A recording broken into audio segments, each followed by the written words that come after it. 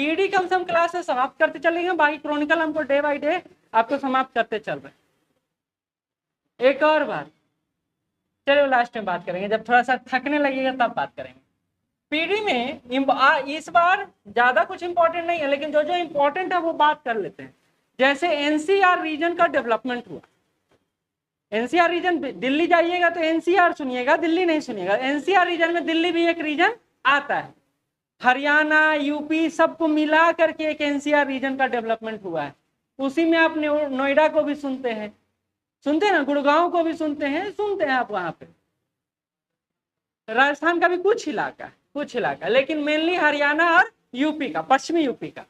तो वैसे ही यूपी का राजधानी है कानपुर, लखनऊ है, ठीक है, चलिए इतना तो आइडिया है, लखनऊ है। तो लखनऊ के इर्द गिर्द का जो रीजन है उसको मिलाकर भी एनसीआर की तरह Lucknow development, Lucknow UP SCR बनाया जा रहा है, यानी स्टेट कैपिटल रीजन बनाया जा रहा है।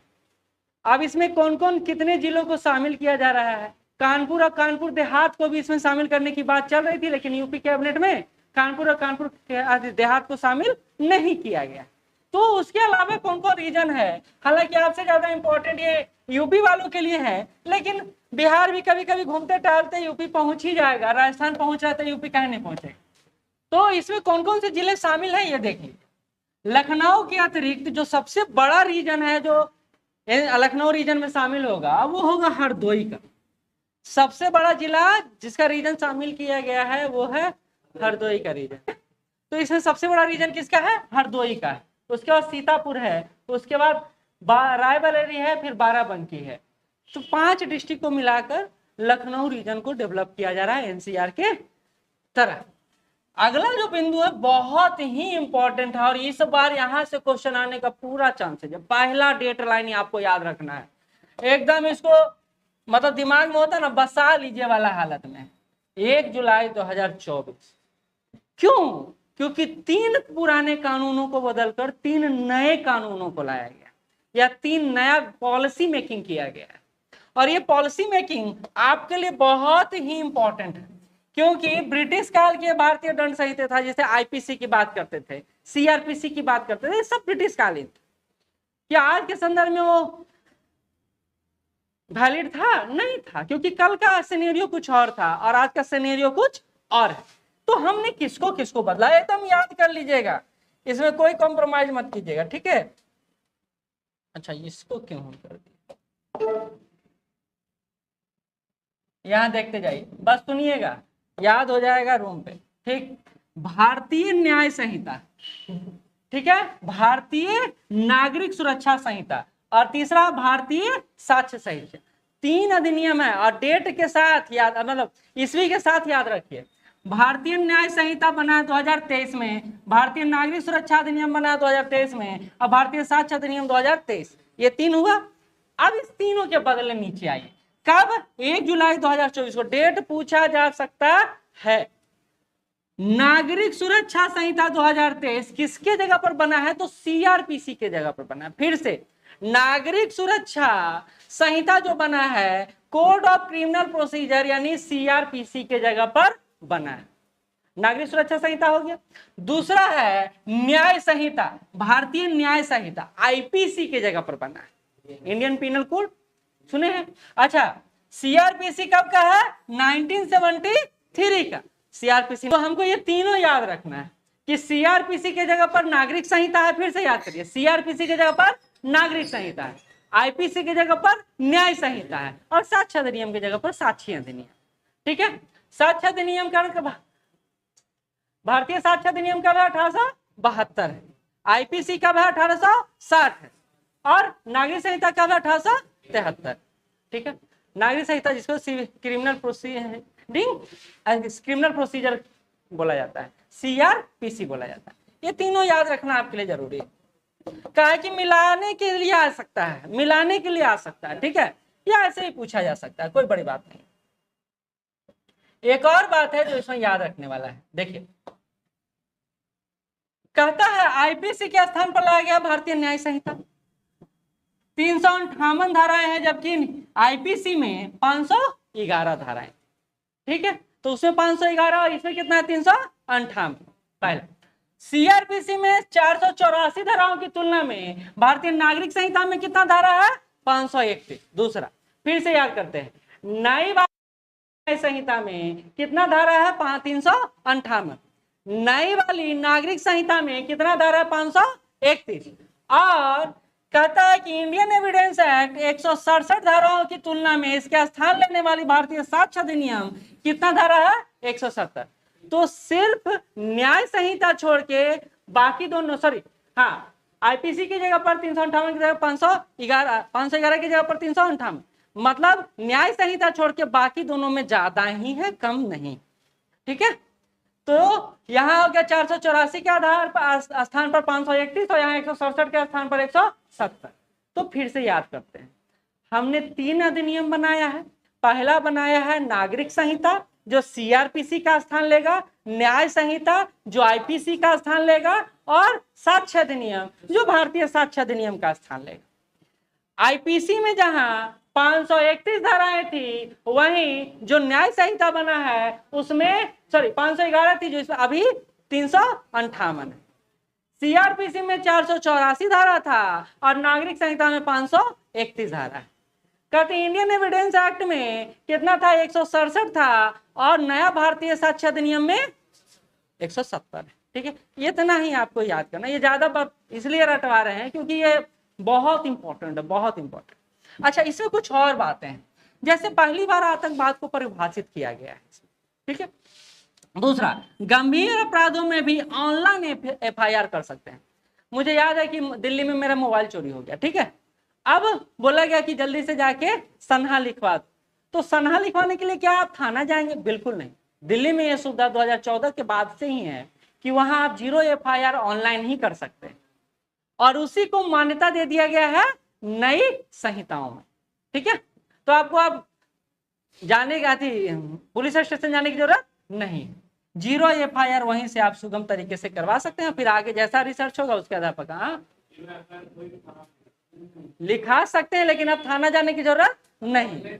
ठीक है, पहली बार आतंकवाद को परिभाषित किया गया है। ठीक है, ये पहली बार है यहाँ। चलिए आगे बढ़ते हैं। कहा है अगला, अमित शाह जी ने कहा है कि नए कानून दंड के बदले न्याय को प्राथमिकता देता है। यानी पहले क्या था, ब्रिटिश रूल क्या था, तो वो चाहते थे कैसे भी इनको रोका जाए, हमारे विकास के लिए तो नहीं था, वो अपना कानून का शासन स्थापित करना चाहते थे, उसके लिए था। तो हमारे गृह मंत्री बोलते हैं कि हम न्याय की प्राथमिकता देने के लिए यह अधिनियमों को लाए। ठीक है, आगे बढ़ते हैं। जेपी नड्डा राज्यसभा में सदन के नेता हैं, साथ ही बीजेपी के अभी अध्यक्ष भी हैं, और साथ ही कौन मंत्री हैं, स्वास्थ्य मंत्री भी। तो ये सारा अभी जेपी नड्डा का प्रभार क्षेत्र में आता है। इसी तरह एक और न्यूज है,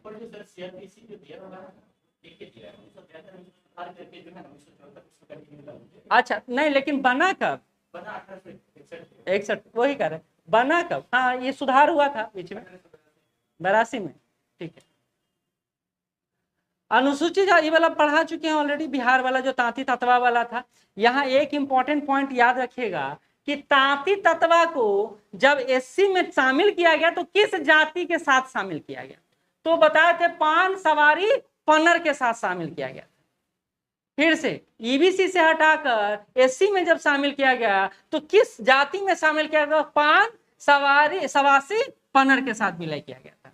उसी को लेकर सुप्रीम कोर्ट में वर्डिक्ट आया, और उसको लेकर तो अभी बिहार गजट भी दे ही दिया गया है। बिहार गजट देखे ना, ठीक है,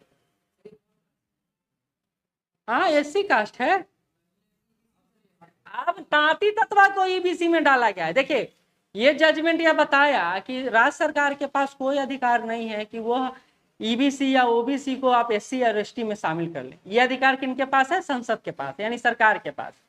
बिहार सुप्रीम कोर्ट ने बोला भी कि आपको ये पता था, आपको नहीं पता था, ऐसा नहीं बोल सकते हैं। आपने पहले भी संसद के पास यह भेजा है प्रस्ताव कि भाई तांती तत्वा को एससी में शामिल कीजिए। जब संसद ने प्रस्ताव नहीं माना तब आप अपने स्तर पर शामिल कर दिए, जो सही नहीं। तो राज्य सरकार तो दिग्भ्रमित किया ही पहले, और ये मैटर जाकर खुल गया। जब भी चुनाव आता है तो राज्य सरकार कुछ जातियों को लेकर ज्यादा संवेदनशील नजर आती है। ठीक है, अब चूंकि नीतीश कुमार जी पिछले 20 सालों से हैं तो उनके बारे में हम कह रहे हैं। राहुल गांधी को 10 साल बाद विपक्ष का नेता बनाया गया, ये बात पहले भी हो चुका है, दोबारा इस पर करने की कोई जरूरत नहीं है। हेमंत सोरेन आए हैं बेचारे निकल के जेल से, कहे पहले हमारी कुर्सी छोड़ो, कहा कि पूरे बिहार यूपी और ये झारखंड ये सब में कुर्सी ही चलता है, तो झारखंड के फिर से मुख्यमंत्री बन गए हेमंत सोरेन। चंपई सोरेन कहे कि भैया हमारा नहीं बनाया तो हम जा रहे हैं बीजेपी में, तो वो अलग से हुड़दंग मचाए हुए। खैर वो इंपॉर्टेंट नहीं, इंपॉर्टेंट एक और है, सीख फॉर जस्टिस पार्टी। पंजाब में काम करता है, कनाडा में काम करता है, खालिस्तान मूवमेंट को लेकर यह पार्टी चलता है। सरकार ने 5 साल के लिए और बैन बढ़ा दिया है। इसके प्रमुख हैं गुरुपंत वंशी पन्नू के नाम से बहुत जानते हैं, हमको कनाडा में खूब चर्चा होता है। तो इस संगठन को, सीख फॉर जस्टिस संगठन को 5 साल के लिए और प्रतिबंधित कर दिया गया। ठीक है, कहता है कि हाँ, ये भी क्वेश्चन पूछा जा सकता है किस अधिनियम के तहत इसको 5 साल के लिए प्रतिबंधित किया गया। आजकल ऐसा छोटा छोटा बात खूब पूछ रहा है। तो ये है गैर कानूनी गतिविधि रोकथाम अधिनियम 1967। ठीक है, तो ये अधिनियम के तहत सीख फॉर जस्टिस पार्टी को 5 साल के लिए और बैन भारत में कर दिया गया। अगला है एक बड़ा अच्छा अप्रोच भारत सरकार ने अपनाया कि भैया हम भी आयरन डोम काहे नहीं बना सकते। आयरन डोम जानते हैं या नहीं? हाँ, इजराइल का सुरक्षा कवच, सुरक्षा कवच में से एक है, कह सकते। भारत बोला हम भी बैलिस्टिक मिसाइल बनाएंगे, और इसके लिए क्या किया गया, उड़ीसा का चादुपुर रेंज था, उसके आसपास के 10,000 गांवों को शायद खाली करवाया गया, 10,000 या 100 गांवों को खाली करवाया गया, 10,511 लोग के आसपास खाली करवा दिया गया। क्यों? क्योंकि भारत ने पृथ्वी मिसाइल को लॉन्च किया, अग्नि मिसाइल को लॉन्च किया, और उसको हमारा मिसाइल AD-1 मार गिराया आसमान में। ये क्या था, कोई अगर देश हम पर हमला करता है तो हम अपनी सुरक्षा कर सकते हैं या नहीं कर सकते हैं, इसको लेकर यह बैलिस्टिक मिसाइल इंपॉर्टेंट है। और इस बैलिस्टिक मिसाइल का नाम है इंटरसेप्टर मिसाइल AD-1। इंटरसेप्ट करके मारेगा, यानी खोज के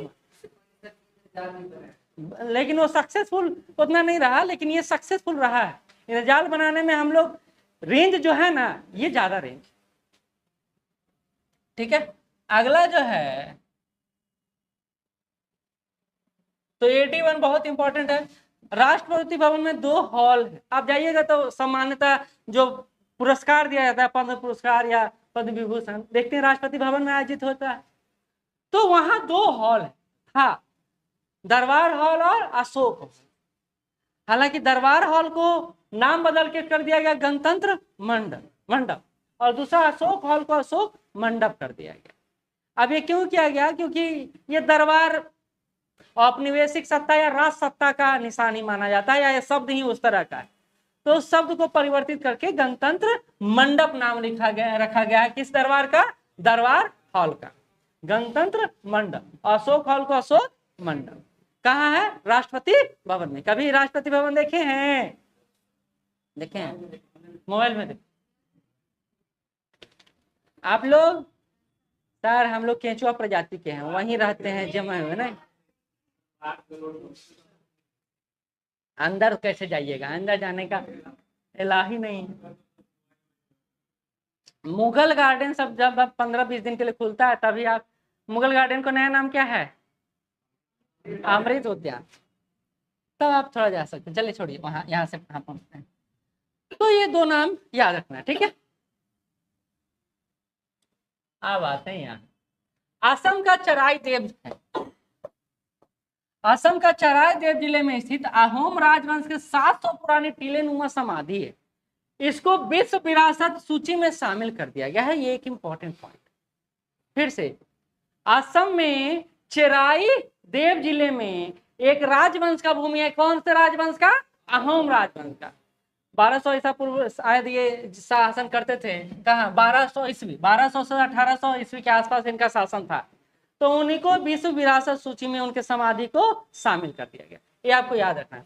अब विश्व विरासत सूची की संख्या भारत में कितना हो गया? 43 हो गया, जिसमें एकमात्र मिश्रित है, बाकी 7 प्राकृतिक है, और बाकी क्या है? बाकी क्या है?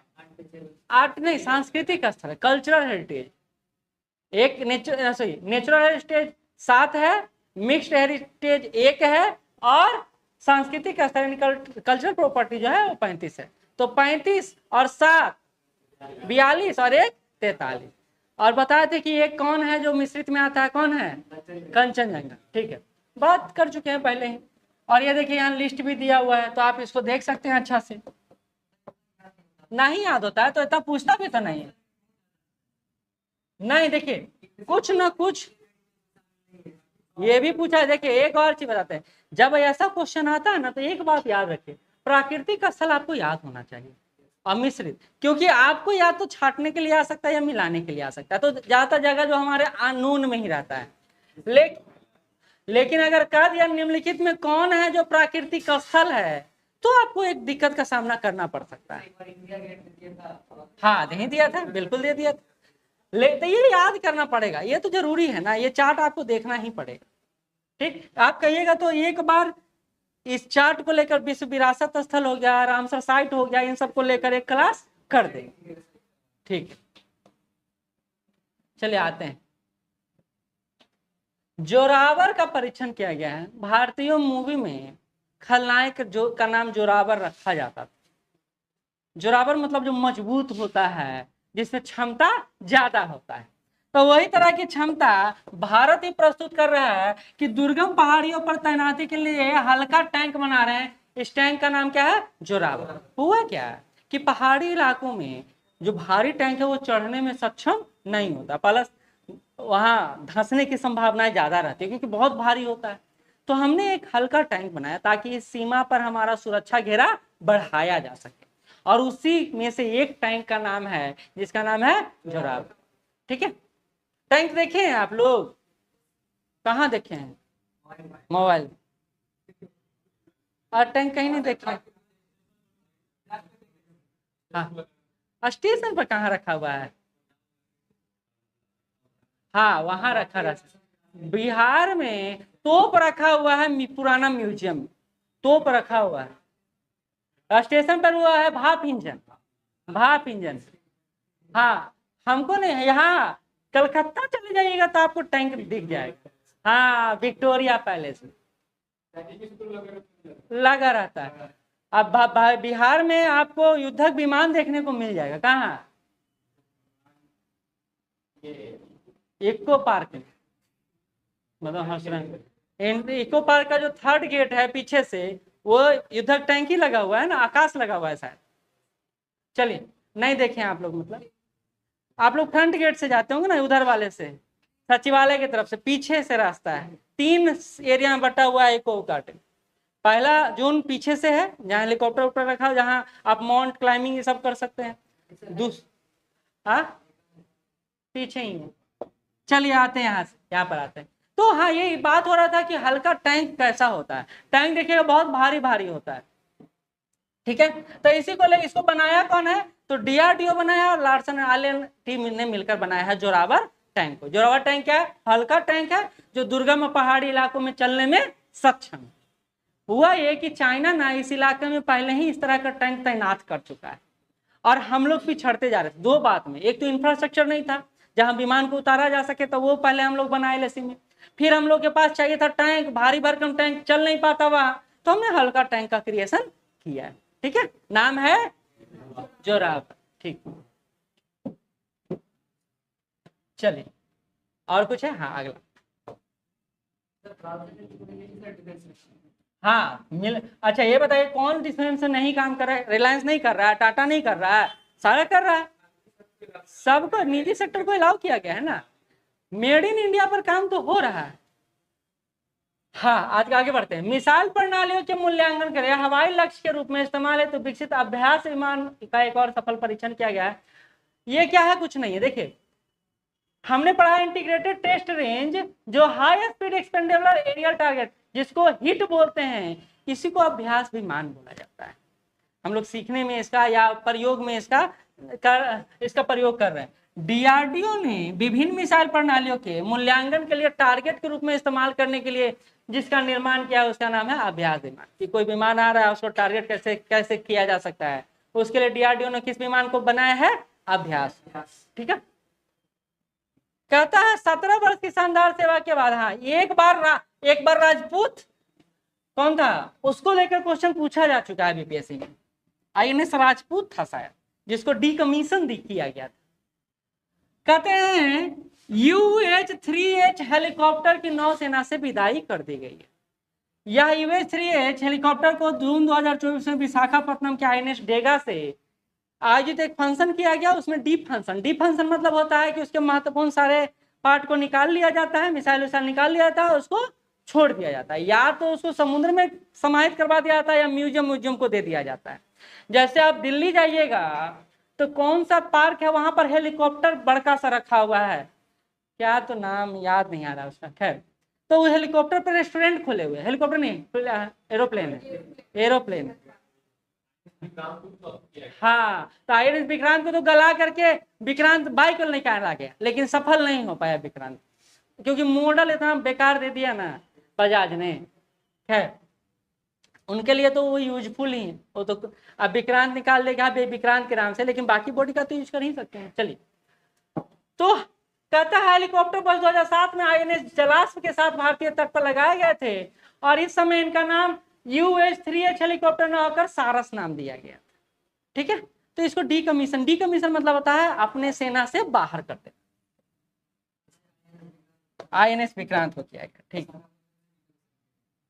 सारे का लगभग विशाखापट्टनम के आसपास से ही किया जाता है, क्योंकि वही जून है ना, क्योंकि मुंबई का एरिया तो इंडस्ट्रियल एरिया में आ जाता है। ज्यादातर जो पोत होता है चेन्नई और विशाखापट्टनम, ये सब रीजन में ज्यादा दिखाई देगा। चलिए, हाँ ये बड़ा इंपॉर्टेंट है, क्योंकि इस बार देखिए क्वेश्चन पूछा हॉर्टिकल्चर में प्रधानमंत्री कौन बन गए हैं अब, तो ये बन गए हैं सर क्रिक स्टार्मर। किनको हराकर, ऋषि सुनक को हराकर। किस पार्टी से बिलोंग करते हैं, तो लेबर पार्टी से। 15 सालों बाद सत्ता में वापसी हुआ है। कंजर्वेटिव पार्टी का तो इस बार बुरा हाल रहा है, वही तो बता रहे हैं। देखिए कहते हैं इसके पहले एक नाम सुने हो गोल्डन ब्राउन का, वो 2007 में बने थे प्रधानमंत्री लेबर पार्टी से, लेकिन उसके बाद फिर कंजर्वेटिव पार्टी का प्रभुत्व रहा। पिछले 15 सालों से वो थे। कहता 650 सदस्यीय सदन है, तो हाउस ऑफ कॉमन्स वहां कितना सदनीय है, कितना सदस्य है, 650। हमारे यहाँ हाउस ऑफ कॉमन्स कितना सदस्य है, 552, जिसमें 545 का चयन होता है, 2 का तो अब चयन नहीं होता, तो 543 पढ़े थे लोकसभा चुनाव 18वीं लोकसभा चुनाव में। ठीक है, तो ये कहा गया है कि 650 में 411 सीटों पर कौन विजय रहा, लेबर पार्टी। ये भी इंपॉर्टेंट डाटा है। जबकि कंजर्वेटिव पार्टी की सीटों की संख्या 365 से घटकर 121। एक और पार्टी है, तीसरी बड़ी पार्टी, और वो है लिबरल डेमोक्रेटिक पार्टी। तो 3 देखिए, ब्रिटेन हो, अमेरिका हो, यूरोप का अन्य कंट्री हो, वहां दो पार्टी ज्यादा प्रमुखता से, लेकिन ब्रिटेन में एक और पार्टी का प्रादुर्भाव धीरे धीरे हो रहा है। तो ये है लिबरल डेमोक्रेटिक पार्टी। ठीक है, अच्छा अगला है, नेपाल में तो चलते रहता है, पढ़े ही थे शायद कि भैया एगो आए प्रचंड दहल जी, फिर उनको हटा दिएगा 4 माह में, फिर बन गए ओली साहब, और ओली साहब भी 1.5 साल के लिए बने हैं, और 1.5 साल के लिए वहां का नेशनल कांग्रेस है ना, नेशनल कांग्रेस बनेगा। तो पुष्प कमल दहल प्रचंड को हटा दिया गया, जो नेपाली कम्युनिस्ट पार्टी से थे, और उसकी जगह पर CPN युगल, क्योंकि वहां CPN का 2 पार्टी, एक तो प्रचंड कर रहे हैं और एक भागीदार हैं वहां के, कौन बने अभी, KP शर्मा ओली वो नेतृत्व कर रहे हैं। तो नेशनल कांग्रेस और KP शर्मा ओली की पार्टी मिलकर सरकार बना दी है, क्योंकि इन्हीं दोनों के पास सबसे ज्यादा सीट है, नीचे आई। कहता है कि 167 89 है नेशनल कांग्रेस के पास, और KP शर्मा ओली के पास 78 सीट, तो बहुमत इनको मिल जाता है। तो 1.5 साल के लिए दोनों प्रधानमंत्री बनेंगे। 1.5 साल बाद क्या होगा तो देखा जाएगा, लेकिन चलिए अभी सरकार बन गया, ये हो गया। ये राष्ट्रपति वो ट्रम्प जी पर हमला किया गया, इंपॉर्टेंट नहीं है, ये इंपॉर्टेंट है क्योंकि ईरान के राष्ट्रपति का निधन हो गया हेलीकॉप्टर पे ऐसी, रईसी का। अब उनके जगह पर कौन चुने गए राष्ट्रपति, तो पेजेशकियन ईरान के नए राष्ट्रपति चुने गए। देखिए बहुत इंपॉर्टेंट कोरिलेट करके पूछेगा, जो चर्चा में रहा है वहां राष्ट्रपति चयन जो हुआ है वो हमारे लिए ईरान इंपॉर्टेंट भी है, क्योंकि अभी हमने चाबहार पोर्ट को लेकर चर्चा किया था, याद है? ठीक है, खैर चाबहार पोर्ट जिसके लिए ले रहे थे वही अब नहीं रहा। कौन नहीं रहा? अफगानिस्तान। कनेक्टिविटी के लिए पाकिस्तान कनेक्टिविटी हमको दे नहीं रहा था, तो हमने बोला कि चलो भाई पीछे से चले जाएंगे, आगे से नहीं जाएंगे। तो लेकिन अब अफगानिस्तान तो तालिबान के जिम्मे है, तालिबान से हमारी वार्ता होती नहीं है, हमने दूतावास वहां बंद कर रखा है। और देखते हैं ये कब बायलैटरल बातचीत होता है, डिप्लोमेसी चलता है।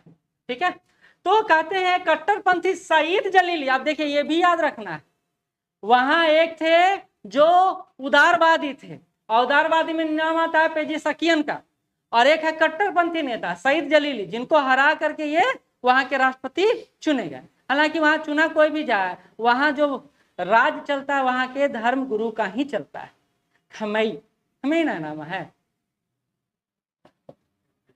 खेमनई। ठीक है, आगे नरेंद्र मोदी जी 2 देशों की यात्रा पर गए। ये भी पूछा जा सकता है पहले कहाँ गए, तो पहले ऑस्ट्रिया गए और फिर रसिया गए और फिर जा रहे हैं यूक्रेन। कहा कि कोरोना तो खत्म हो गया, उनको वास्को डी गामा नाम दिया गया है, बेचारे भ्रमण करते रहते हैं। भारत ज्यादा अच्छा, अब जीतिए गए हैं इलेक्शन, अब क्या टेंशन है, कोई भगाने तो जा नहीं रहा है उनको, तो अब घूमने पर निकल पड़े हैं वो फिर से। तो अभी ऑस्ट्रिया से आए और रसिया से आए, फिर बोला गया कि भैया अभी आप एससीओ का सम्मेलन भी था, पढ़ाए थे आपको, संघाई कोऑपरेशन ऑर्गेनाइजेशन। वहां जाके उन्होंने बोला कि रसिया यूक्रेन को शांति समृद्धि से बातचीत करना चाहिए। अब रसिया ने बोला कि भैया बड़ा शांति कर रहे हैं, आप जाइए यूक्रेन और जाके उनसे ही बोलिए कि शांति चाहिए, क्योंकि अब तो पलड़ा बदल गया है, अब तो वो कुर्ग क्षेत्र पर घुस गया है रसिया में, अब यूक्रेन रसिया के अंदर है, और ये रसिया के लिए तो बहुत बड़ा अपमान है, बहुत बड़ा अपमान। पुतिन के लिए अगर उनके देश के अंदर कोई घुस गया है और वो दूसरे देश में चले गए थे तो कोई बात नहीं, लेकिन उनके देश में आ गया तो बहुत बड़ा इशू हो गया। अब इसको लेकर यूक्रेन जा रहे हैं, लेकिन यूक्रेन कितना देर रहेंगे? 7 से 8 घंटा, ज्यादा देर नहीं।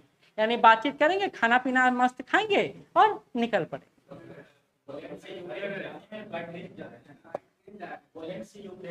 जो है से भी जाए, रहेंगे समय कम रहे, जिससे भी जाए भाई, सोने का टाइम बच जाएगा। मोदी जी तो हमेशा काम करते रहते हैं। चलिए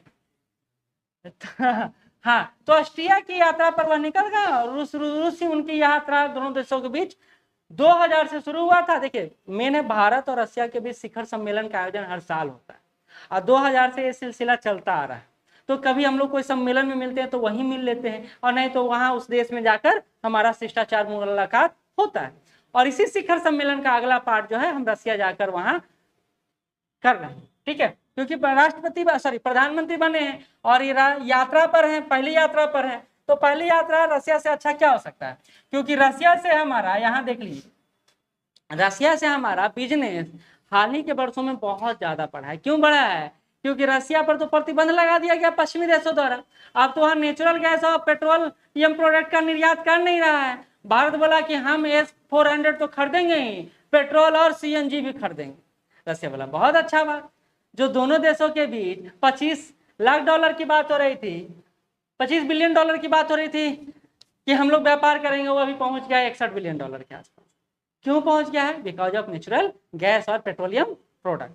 हालांकि भुगतान सब तुलन निगेटिव में है, लेकिन वो भी जरूरी है, क्योंकि हमारे यहाँ पेट्रोलियम प्रोडक्ट है नहीं, गाड़ी तो चलना ही। ठीक है, तो ये भी बड़ा इंपॉर्टेंट ग्राफ कि रसिया के साथ हमारा, अब जो पहले क्या था ना कि पहले भौगोलिक आधारों पर, अंतर्राष्ट्रीय आधारों पर चर्चा होता था, लेकिन अब जो चर्चा होता है भारत और रसिया के बीच आर्थिक आधार पर होता है। तो ये कोऑपरेशन का एक नया मूवमेंट है, जो हम लोग चाइना के साथ भी देख चुके हैं।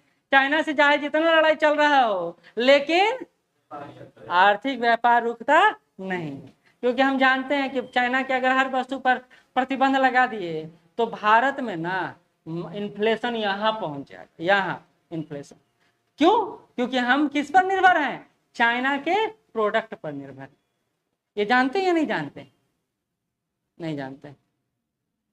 इसी दुनिया में होना सर, नहीं जानते होगे, क्या कि हम प्रोडक्ट खरीद, सर जब से स्टूडेंट है ना, जब से प्रोडक्ट पर काम नहीं करते हैं, कैसू जिंदा रह लें इस पृथ्वी पर, और अच्छा से कुछ बन जाए।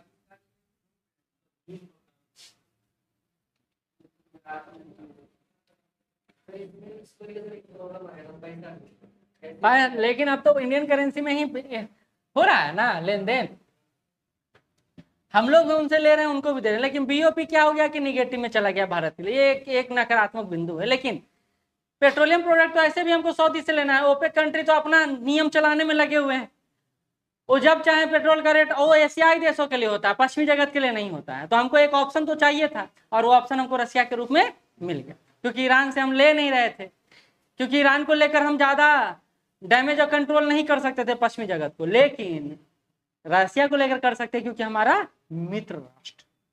मित्र राष्ट्र का मायने समझते हैं, हमारा सहेली है, हम इसी के साथ रहेंगे, तुम जाओ तुम जाओ।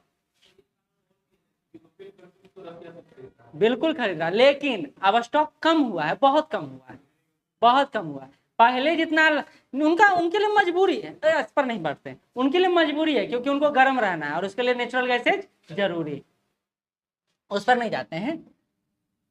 चल भी जा सकते हैं। चलिए, 2015 के बाद मॉस्को जाने वाले प्रधानमंत्री बने हैं मोदी जी। 2015 में भी कौन गए थे? हम ही गए थे। और अभी भी कौन जाएंगे? हम ही जाएंगे। अभी बूढ़ा हो जाएंगे तो पता नहीं कौन जाएंगे, ठीक है। लेकिन ये गए तो गए, ठीक है। इंपॉर्टेंट पॉइंट सुन लीजिए, 2 जगह पर कॉमर्शियल हम लोग कंसुलेट खोले, कजान में और येकातेरिन में। फिर से याद करिए, रसिया में 2 व्यावसायिक केंद्र और खोला गया है, कजान में और येकातेरिन में। 2 कंसुलेट पहले से भी काम कर रहा है, सेंट पीटर्सबर्ग में और व्लादिवोस्तोक में। तो पूरा कंसुलेट हमारा कितना हो गया कॉमर्शियल? 4 हो गया। ये इंपॉर्टेंट है। एक और बात रसिया ने कर दिया और आपके लिए टेंशन कर दिया, एक मानद उपाधि दे दिया। 300 वर्षों में पहला भारतीय जिनको मानद उपाधि ये दिया है वो हमारे प्रधानमंत्री मोदी जी। कहाँ गए? ये रहा, Order of Saint Andrew and Apostle. ये उपाधि दिया गया प्रधानमंत्री मोदी जी। अभी प्रधानमंत्री मोदी जी को बहुत सारा उपाधि दिया गया, उसका लिस्टिंग नीचे किया गया, सारा उपाधि देख लें। कम से कम 2023 तक तो देख ही लें, 2022 का 21 का नहीं देखें। लेकिन ये तो पूछा ही जा सकता है कि कौन कौन उपाधि हमारे प्रधानमंत्री जी को दिया गया है। तो कौन सा दिया गया? 300 वर्षों में पहली बार Order of Saint Andrew and the Apostle. ठीक है, दिख रहा है पीछे तक वहां? ठीक है। एससीओ शिखर सम्मेलन को लेकर पहले चर्चा हो चुका है।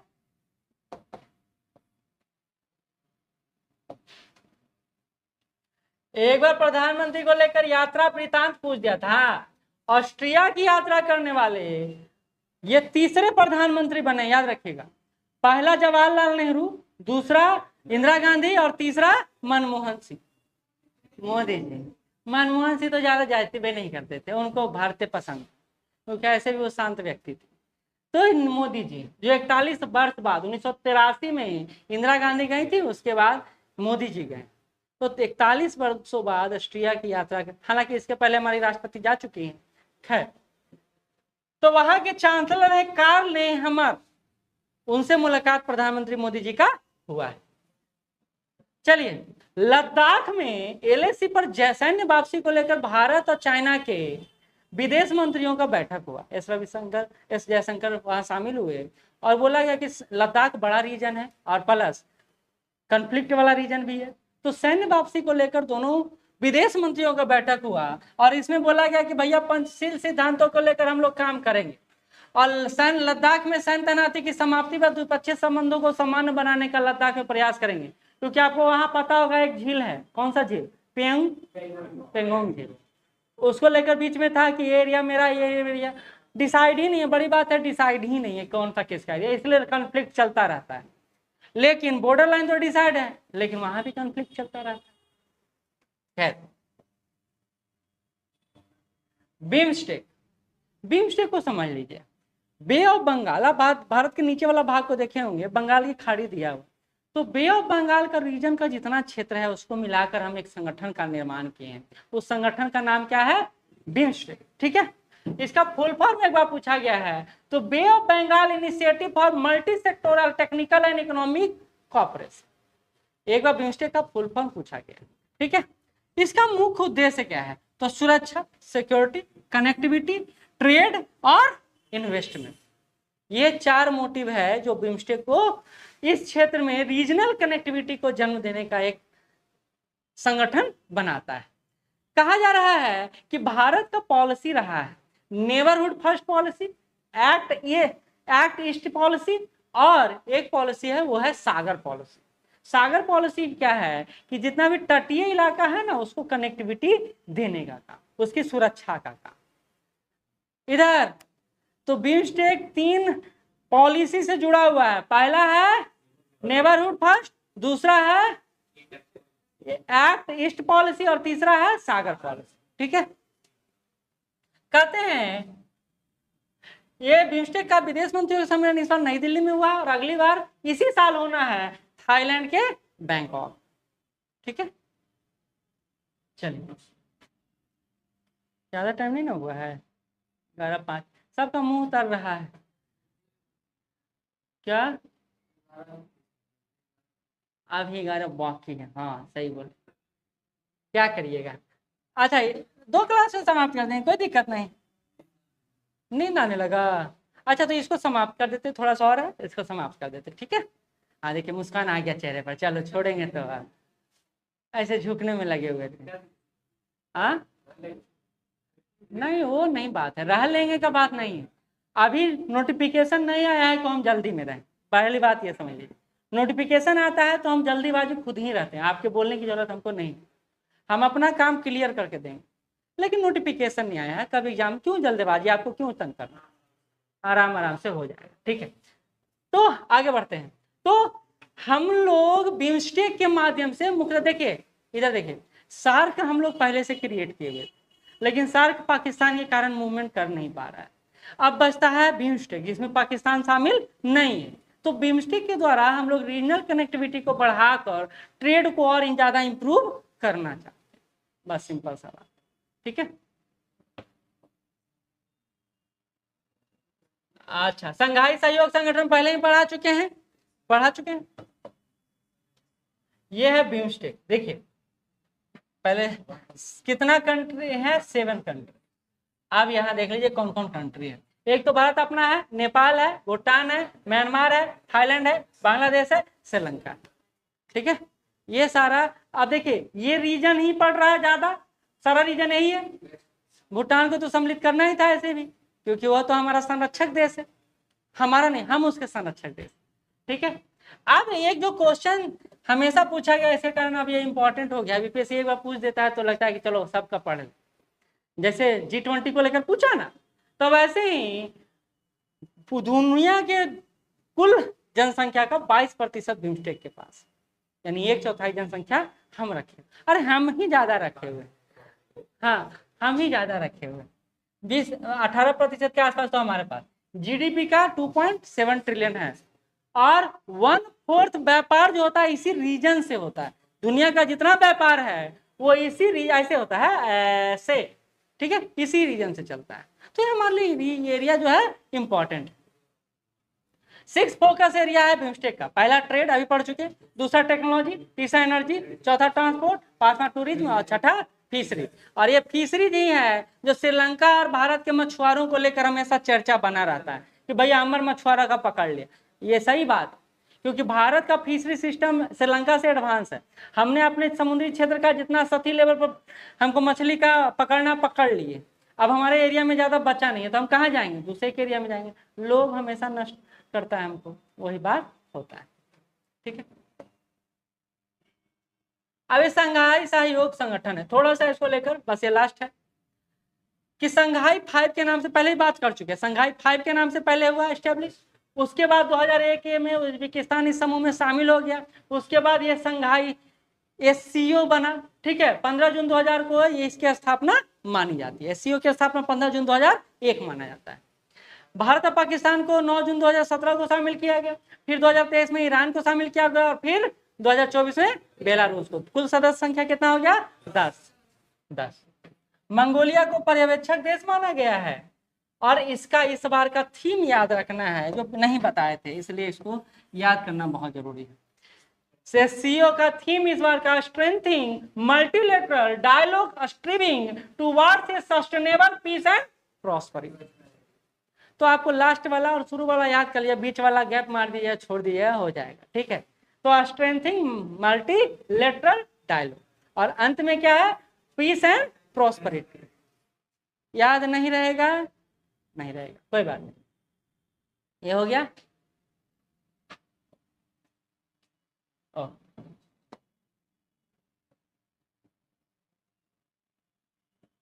ठीक है, यहीं तक है, ये अंतरराष्ट्रीय तक। फिर अगला क्लास में आर्थिक पढ़ा देंगे, खेल पढ़ा देंगे, अन्य पढ़ा देंगे। ठीक है, ठीक, अटेंडेंस ले लेते हैं। मूड तो था पूरा ही खत्म करने का। अंतरराष्ट्रीय के बाद आप आगे बढ़ते हैं। अगला है, पाकिस्तान में मुस्लिम आबादी की संख्या कम हुई है और अल्पसंख्यकों की आबादी बढ़ी। भारतीय मीडिया का तो मानना है कि पाकिस्तान में आबादी अल्पसंख्यकों का घट ही रहा है, लेकिन रिपोर्ट कुछ और कहता है। क्या कहता है, तो पाकिस्तान सांख्यिकी ब्यूरो ने वर्ष 2023 का 7वीं जनगणना रिपोर्ट जारी किया है, और इसी में कहा गया है कि 2023 में 24,04,58,089 जनसंख्या पाकिस्तान में दर्ज किया गया। ये भी पूछा जा सकता है कि जनसंख्या, क्योंकि हमारा तो अभी डेटा है नहीं, आज ही एक न्यूज़पेपर में आया है कि भैया 1.5 साल अभी और लगेगा आपका जनसंख्या रिपोर्ट आने में, क्योंकि अभी विभाग है जो एक्टिव हुआ है। हाँ, कहते हैं कि इसमें छठी जनगणना में 207 था और ये बढ़कर अब कितना हो गया है, 24 करोड़ के आसपास हो गया। यानी पहले 20 करोड़ था, अब 24 करोड़ है। कहता है वार्षिक वृद्धि दर कितना रहा, 2.55 रहा है, और 2050 तक पाकिस्तान की जनसंख्या 48 करोड़ के आसपास पहुंच जाएगा, ऐसा मानना है। हमारा भी जनसंख्या उस समय तक 160 करोड़ के आसपास पहुंच जाएगा। ठीक, इसमें जो जानने योग्य बात है वो है यहाँ कि हिंदू जनसंख्या की बात किया जाए तो 3.5 मिलियन से बढ़कर 3.8 मिलियन हो गया। आ जाइए, आ जाइए। तो अल्पसंख्यकों को लेकर पाकिस्तान यह बताना चाहता है कि हम लोग अल्पसंख्यकों को लेकर जो अंतर्राष्ट्रीय मीडिया में खबर है वो गलत, क्योंकि हमारे यहाँ अल्पसंख्यकों की संख्या बढ़ी है, घटी नहीं है। हाँ, ये बात अभी बांग्लादेश के साथ नहीं कह सकते हैं, क्योंकि अभी वहां से पलायन जारी। यद्यपि भारत सरकार अभी इंटर करने का परमिशन नहीं दिया है, नहीं तो लाखों लोग बॉर्डर पर अभी खड़े हैं, लेकिन बांग्लादेश के साथ अभी समस्या कुछ और है, पहले कुछ समस्या और थी। तो शेख हसीना हटने के बाद वहाँ चरमपंथियों का बोलबाला बढ़ा है, लेकिन वो ठीक हो जाएगा। सिचुएशन जब खराब होता है तो ऐसा स्थिति उत्पन्न होता है। तो पाकिस्तान में हिंदुओं की जनसंख्या 3.8 मिलियन के आसपास है, वहीं ईसाई जनसंख्या 2.6 है से बढ़कर 3.3 मिलियन हो गया है। तो ईसाई हिंदू के बराबर ही है अप्रोक्स। ठीक, उसी में जो नेक्स्ट सेंटेंस जो है कि कुल जनसंख्या में हिंदू जनसंख्या का अनुपात 1.73% से घटकर 1.6। क्योंकि देखिए, अनुपात की बात किया जाए तो कंपैरिजन होता है, हम अल्पसंख्यकों की बात कर रहे हैं। हाँ हाँ हाँ, हम ये सिर्फ हिंदुओं की बात नहीं कर रहे हैं। हम देखिए अल्पसंख्यकों में ईसाई भी तो आते हैं, सिख भी तो आते हैं, वहां तो और भी कम्युनिटी है ना। तो अल्पसंख्यकों की संख्या बढ़ रही है, अनुपात में हिंदुओं की जनसंख्या को आप कम देख सकते हैं, क्योंकि जनसंख्या बढ़ेगा तो अनुपात तो कम ही होगा ना। ईसाई जनसंख्या बढ़ेगा तो हिंदुओं में तो जोड़ा नहीं जाएगा। तो इसलिए कह रहे हैं कि अल्पसंख्यकों की संख्या ठीक है, लेकिन हिंदुओं की जनसंख्या के लिहाज से वृद्धि हुआ है, लेकिन प्रतिशत अनुपात के अनुसार से कम। ठीक है, ये दो अंतर है, बेसिक अंतर है। ठीक है, अब आपके सामने जो फिगर है, यहां से एक क्वेश्चन आता, पिछले बार भी प्रतियोगिता दर्पण यही ऐसा ही कुछ फिगर दिया था जिसमें चावल ये सब को लेकर था, लेकिन इस बार जो है ये आंकड़ा वो भारत में तिलहनों के प्रमुख राज्य के रूप में दिया गया है। जैसे मूंगफली का उत्पादन सबसे ज्यादा गुजरात में होता है, फिर राजस्थान में, फिर मध्य प्रदेश में। एक और बात नोटिस कीजिएगा, दलहन और तिलहन में मध्य प्रदेश का नाम हमेशा आएगा। ठीक है, तिलहन में खास करके, जैसे सोयाबीन अभी भी मध्य प्रदेश है, फिर महाराष्ट्र है, फिर राजस्थान है। इसी तरह रेपसीड और सरसों राजस्थान है, उत्तर प्रदेश है, और फिर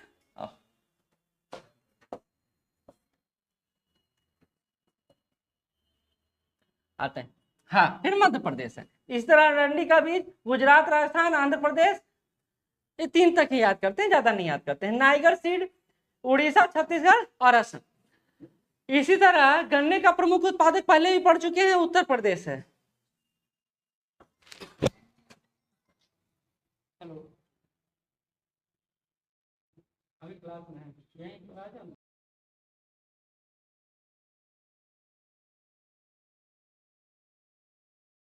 चलिए, तो ये आप याद कर लीजिएगा। ये पिछले बार भी था ये डेटा, इस बार भी है। पिछले बार थोड़ा कम था, इस बार थोड़ा अधिक तिलहन को लेकर ज्यादा दे दिया है। ठीक, तो हमने यहाँ देखा रेपसीड और सरसों में राजस्थान का सबसे 1 नंबर पर है, फिर उत्तर प्रदेश है, फिर मध्य प्रदेश है। गन्ना उत्पादन में पिछले बार भी देखे थे, पश्चिमी यूपी में अच्छा खासा गन्ना उत्पादन होता है, महाराष्ट्र में होता है, फिर कर्नाटक में होता है। कपास में तो बोलना नहीं है, काली कपासी मिट्टी ही कहलाता है, तो उधर रीजन में ही होगा। तो गुजरात आ जाएगा, फिर महाराष्ट्र आ जाएगा, फिर तेलंगाना आ जाएगा। जूट के उत्पादन में बिहार का भी अच्छा स्थान है, पश्चिम बंगाल है, बिहार है और असम है। पहले जूट का उत्पादन तो हमारे नालंदा डिस्ट्रिक्ट में भी होता था, लेकिन अब कहीं नहीं होता इधर, अब उधर भाग गया, शिफ्ट हो गया है। अब सेक्शन बट गया है कि भैया इधर होगा जो खाद्यान्न फसल का ही उत्पादन होगा। जूट का उत्पादन होते देखे हैं हम लोग, बहुत कुछ नहीं देखे। चलिए, जो भी है महकता है, लेकिन उपयोग में भी तो हम ही लाते हैं ना। आगे बढ़ते हैं। भारत में जनसंख्या को लेकर जो रिपोर्ट आया है उसको एक बार देख लीजिए। भारत में जनसंख्या 2062 में अपने सर्वोच्च स्तर पर होगा और फिर वहां से डाउनफॉल होना शुरू होगा। लेकिन डाउनफॉल भी होगा तो हम लोग कई देशों को एक साथ लेकर चल सकते हैं। कहता है विश्व की जनसंख्या की स्थिति पर संयुक्त राष्ट्र जनसंख्या विभाग द्वारा यूनाइटेड नेशन पॉपुलेशन डिवीजन द्वारा एक रिपोर्ट प्रकाशित किया गया। यह रिपोर्ट कहता है, यह द्विवार्षिक रिपोर्ट है जो वर्ल्ड पॉपुलेशन प्रोस्पेक्ट 2024 के नाम से प्रकाशित हुआ है। कहता है कि 11 जुलाई 2024 को विश्व जनसंख्या दिवस के अवसर पर जारी हुआ है रिपोर्ट। कहता है कि 2062 में भारत जनसंख्या के हिसाब से सर्वोत्तम स्थिति पर होगा, यानी 1.170 अरब जनसंख्या होगा। यानी अब ये तो डाटा है, इससे ज्यादा भी भारत जा सकता है, क्योंकि भारत की क्षमता जनसंख्या के लिहाज से बहुत तेजी से बढ़ा है, सारा रिकॉर्ड तोड़ा है। बोला जा रहा था कि हम लोग 2030 तक जनसंख्या में सबसे आगे रहेंगे, 2028 तक हमने पहले ही प्राप्त कर लिया, तो अचीवमेंट हमारा रहा है। तो कहता है कि हम 2062 तक 1.70 अरब जनसंख्या तक पहुंच जाएंगे। उसके बाद गिरावट शुरू होगा, जो होगा। कहता है 2100 तक जब ईस्वी शुरू होगा तो हमारे पास 150 करोड़ जनसंख्या होगा, यानी अभी से भी जोड़ा जाए तो 600 करोड़, सॉरी 6 करोड़ ज्यादा। ठीक है, कहता है कि 2030 में 8.5 अरब जनसंख्या होने का अनुमान है कुल विश्व का। अब देखिए ये डाटा क्योंकि संयुक्त राष्ट्र जनसंख्या विभाग द्वारा निकाला गया है, ये पूछा जा सकता है आपको कि 2030 तक विश्व की जनसंख्या कितनी हो सकती है, तो 8.5 अरब हो सकता है। ठीक है, 2063 में 10 अरब के आसपास जनसंख्या हो सकता है, और कहता है 2080 आते आते 10.3 अरब के आसपास जनसंख्या हो सकता है। वहीं कुछ देशों में नकारात्मक जनसंख्या वृद्धि हो सकता है, जैसे चाइना में डाउनफॉल होगा ना जनसंख्या में, भारत में आगे बढ़ेगा, चाइना में डाउनफॉल होगा। कहता रिपोर्ट के अनुसार अंगोला, केंद्रीय अफ्रीकी गणराज्य, democratic Republic of Congo, niger, Somalia में जनसंख्या में तीव्र वृद्धि का सिलसिला जारी बना रहेगा। क्यों बना रहेगा? क्योंकि इन देशों में अभी भी अस्थिरता है, अभी भी गरीबी है, और गरीबों के बारे में आपको पता है कि वो जितना हाथ उतना विकल्प देखते हैं, तो गरीबों के पास जनसंख्या वृद्धि होता है, प्लस शिक्षा का अभाव, सरकारी नीतियों का अभाव, ये सारा उनके पास है। तो कहते हैं ऐसे देशों में जनसंख्या वृद्धि जारी रहेगा। ठीक है, एक बात और है, जितना गरीब राष्ट्र है वहां जनसंख्या उतना ज्यादा है। जैसे बिहार जितना गरीब राज्य है उतना जनसंख्या हमारे यहाँ वृद्धि, तीव्रतम वृद्धि में हम आगे हैं ना। ठीक है, कहता है यह रिपोर्ट कि वर्तमान में दूसरी जनसंख्या वाला देश चीन है, जो 2024 से 2054 के बीच जनसंख्या में बड़ी गिरावट को देखेगा, और 2100 तक जनसंख्या चीन का आधा रह जाएगा, यानी 63 करोड़ रह जाएगा। 63 करोड़, ये आंकड़ा ये आंकड़ा रोनाल्डो के इंस्टाग्राम फॉलोअर्स से भी कम है। हाँ, उसका इनका भी इंस्टाग्राम पर 63.3 के आसपास है, करोड़ के आसपास है फॉलोअर्स। कल ही ना रिकॉर्ड बनाए यूट्यूब पर। हाँ 22 मिलियन के आसपास हो गया। चलिए, हाँ, तो उस व्यक्ति के बारे में आप नहीं बोल सकते क्योंकि वो ऐसा व्यक्ति है जो 1 सेकेंड में कोका कोला को 22,000 करोड़ रुपया घटा के दिलवा दिए थे। कोई 22,000 बोलता है, कोई 28,000 करोड़ बोलता है, वो तो बात की बात। तो वो ब्रांड, खैर, तो ये हो गया चाइना की स्थिति कि चाइना की स्थिति 2100 ईस्वी तक आते आते 63 करोड़ के आसपास पहुंच जाएगा। कहता 2054 में 38.9 करोड़ जनसंख्या के साथ पाकिस्तान, भारत, चीन के पश्चात तीसरी सबसे बड़ी जनसंख्या वाला देश होगा। तो टॉप 3 कंट्री में 2054 तक शामिल हो जाएगा पाकिस्तान, उसके बाद अमेरिका शामिल होगा, फिर अन्य कंट्री शामिल होगा। यही यह रिपोर्ट कह रहा है कि शिक्षा, स्वास्थ्य और आधारिक संरचना में इन्हें निवेश करना चाहिए और इसी का लाभ जनसंख्या पर भी देख। लाइट, चलिए,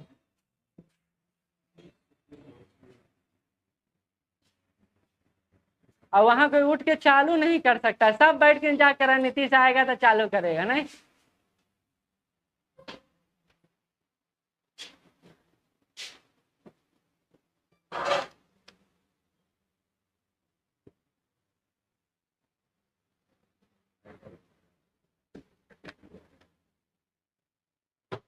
चलिए, जनसंख्या से नींद आ रहा है, मौसम रात में ही वर्षा हुआ है, सोए तो अच्छा से। कितना बजे सोते हैं आप लोग? 1 बजे। मेन है सोते तो होंगे 11 बजे, बेड पर जाते होंगे, लेकिन मोबाइल देखते देखते 12 साढ़े 12 बज ही जाता है, क्योंकि दुनिया को भी तो देखना है, नहीं तो फिर अछूता रह जाएगा, है कि नहीं? ठीक है, चलिए अब आते हैं। तो हमने देखा कि टॉप 3 कंट्री कौन रह जाएगा। पहले पे भारत रह जाएगा, दूसरे पे चाइना रह जाएगा, तीसरे पे पाकिस्तान रह जाएगा। कब तक? 2054 तक। यह बात हमने देख लिया। 2100 तक आते आते भारत की जनसंख्या 1.50 के आसपास हो जाएगा और चाइना की जनसंख्या 63 करोड़ के आसपास हो जाएगा। तो इसको कहते हैं पॉलिसी मेकिंग, जो आपको चाइना से सीखना चाहिए। लेकिन चाइना में क्या है कि वहां लोकतंत्र की तरह काम नहीं होता है, वहां राजतंत्र की तरह काम होता है। डिसीजन लिया गया, उसको इम्प्लीमेंट किया जाता है। हमारे यहाँ वैसा नहीं है। हमारे यहाँ एक ही बार वैसा हुआ है 1970 के दशक में, जब कौन थे? संजय गांधी थे, वही इम्प्लीमेंट करवा दिए, सबको शामिल कर दिए, सबको परिवार नियोजन में शामिल कर लिए, चाहे जवान हो चाहे बूढ़ा हो।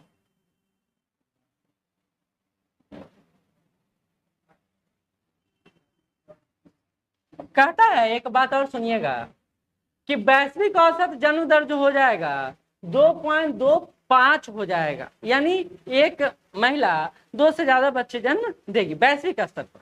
ऐसे आप अमेरिका का या शहरी क्षेत्र का देखिएगा तो 1 कुछ के आसपास तो पहुंच चुका है। भारत में भी आप शहरी क्षेत्र में देखिएगा, अब ज्यादा बच्चे पैदा करने का प्रचलन नहीं है, लेकिन इससे ग्रामीण भारत अछूता नहीं है। ग्रामीण भारत में तो अभी भी जनसंख्या वृद्धि पर काम किया जा रहा है। ठीक है, चलिए, तो देख चुके, आगे बढ़ते हैं। अगला कहते हैं नीति आयोग। हमने देखा कि 1 जनवरी 2015 को योजना आयोग की जगह पर नीति आयोग का फॉर्मेशन होगा। नीति आयोग में सब चीजें वही है, लेकिन बोला जाता है कि यह मूलतः संघात्मक प्रवृत्ति को प्रमोट करता है, यानी भारत के फेडरल सिस्टम को आगे बढ़ाने का काम करता है। अब हमारे दिमाग में एक शब्द आ सकता है कि फेडरलिज्म क्या है। अभी भी गर्मी लग रहा है, आप पंखा के नीचे चले आइए। संघीय व्यवस्था क्या है, कौन बताएंगे?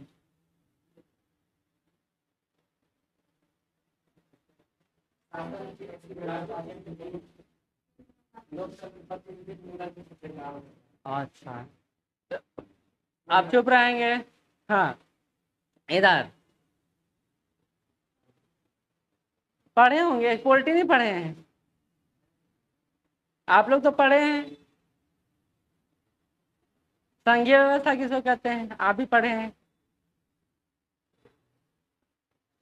Federal system. हाँ, कोई अच्छे से बताएंगे? इधर बता दिए, नहीं अच्छा से नहीं। हाँ, फिर से बताइए।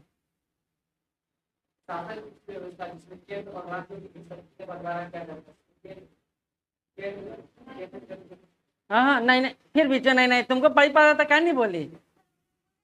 आप कॉन्फिडेंस लूज हो गया, बोली थी। अच्छा ठीक है, फिर बोलना, अब नहीं बोल। हाँ बोलो।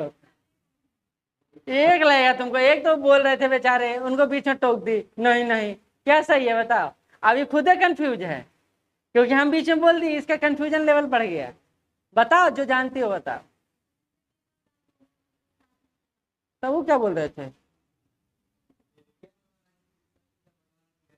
हाँ अच्छा ठीक, कोई बात नहीं।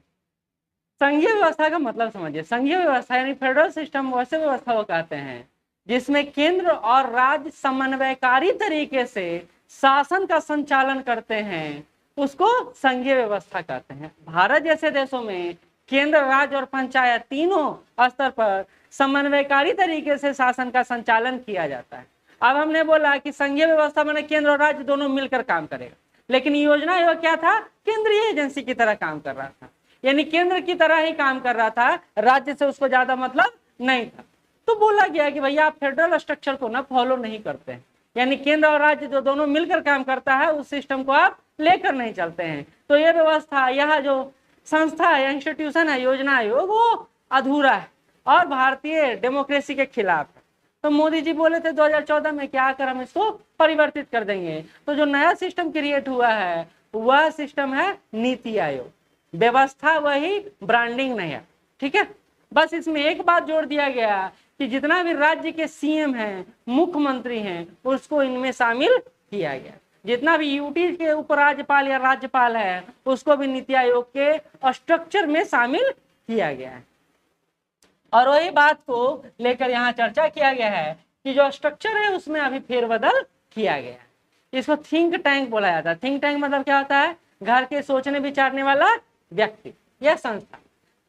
यही बात बोला जाए 1 जनवरी 2015 को अस्तित्व में आया नीति आयोग। एक बार फुल फॉर्म पूछा था जब शुरू में आया था, national institution for transforming India. इसका पुनर्गठन किया गया 16 जुलाई 2024 को। और पुनर्गठन के बाद जो इसके सदस्य बने हैं वो आप याद कर लीजिए। अध्यक्ष तो प्रधानमंत्री ही रहेंगे। उपाध्यक्ष कौन है? अभी सुमन के बेरी। हर फैक्ट इंपॉर्टेंट है, इसलिए हर फैक्ट को याद करिएगा। उपाध्यक्ष सुमन के बेरी। पूर्वकालिक सदस्य कौन थे? डॉक्टर बी के, ये छोड़ दीजिए। पदेन सदस्य कौन है? राजनाथ सिंह, अमित शाह, शिवराज सिंह चौहान और निर्मला सीतारमण। हम आपको बोले थे, पढ़ाए थे मंत्री भारत में 3 तरह के मूलतः। कौन कौन है? कैबिनेट मंत्री, राज्य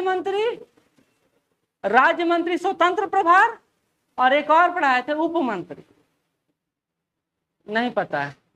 कोई बात नहीं, थोड़ा सा देख लीजिए क्योंकि आपको ये समझ में आएगा। सबसे छोटा होता है, सॉरी,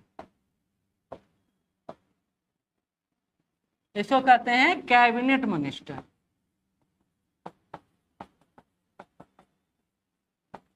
कैबिनेट मिनिस्टर में बताए थे इसको किचन कैबिनेट भी बोला जाता है। याद है कि नहीं है? नहीं याद है सर, याद है? इसको किचन कैबिनेट भी बोला जाता है। किचन कैबिनेट क्या होता है तो समझिए, या कैबिनेट मिनिस्टर क्या होता है इसको समझिए। किचन में आप 50 लोगों को लेकर बैठिएगा या नहीं बैठिएगा? नहीं बैठिएगा। किचन में वही लोग खड़ा होंगे जो गृहिणी को पसंद हो, यानी आपकी पत्नी को या आपकी माँ को या आपकी दादी को पसंद हो, वही लोग को लेकर बैठेंगे और आपस में सलाह मशवरा करेंगे कि देखो बगल में ये हो रहा है, बगल में वो हो रहा है, ऐसे होना चाहिए, वैसे होना चाहिए। इस पर एक बड़ी चर्चा करेंगे। तो ये लिमिटेड लोगों का समूह है, वैसे लोगों का जो डिसीजन मेकिंग पावर का सबसे बड़ा उपयोग करते हैं। तो इसलिए कैबिनेट मिनिस्टर जिनकी जनसंख्या 5 से 6 या 4 से 5 होती है, उस मिनिस्टर को बोला जाता है जो सबसे पावरफुल मिनिस्ट्री है भारत का उसको। जैसे पहला रक्षा मंत्रालय, दूसरा वित्त मंत्रालय, तीसरा विदेश मंत्रालय, और कभी कभी कृषि मंत्रालय को भी शामिल कर लिया जाता है या अन्य मंत्रालय को भी शामिल कर लिया जाता है, वो विशेष बुलाहटा। लेकिन मूलतः इतना मंत्रालय तो रहता ही रहता है, ठीक है। और उसके अलावा प्रधानमंत्री, किचन कैबिनेट किससे संचालित होता है? प्रधानमंत्री। तो ये पहले चर्चा कर दे। तो ये कोर मिनिस्टर कहलाते हैं, इसको कोर मिनिस्टर बोला जाता है। अब इसी मिनिस्टर के ऊपर भी एक मिनिस्टर होता है जिसको बोलते हैं राज्य मंत्री। राज्य मंत्री का एक और उपभाग है राज्य मंत्री का स्वतंत्र प्रभार। हम लोग देखे थे बिहार के जितने भी राज्य मंत्री बने वो स्वतंत्र प्रभार वाले बने 4 को। इस हाँ, ये सारा काउंसिल ऑफ मिनिस्टर कहलाता है, वो मंत्री परिषद कहलाता है। अब आते हैं, इसके अलावा जो होता है उप मंत्री होता है, और ये सारे को हम लोग बोलते हैं council of minister. Council of minister को हिंदी में बोला जाता है मंत्री परिषद। मंत्री परिषद, तो ये है मंत्री परिषद, यानी पूरा जो आप 73-74 की बात करते हो मंत्री परिषद होता है। उसमें से 5 विभाग होता है जो कैबिनेट मंत्रालय कहलाता है, कैबिनेट मंत्री कहलाते हैं। बस सबको कैबिनेट मंत्री नहीं बोला जाता, ठीक है।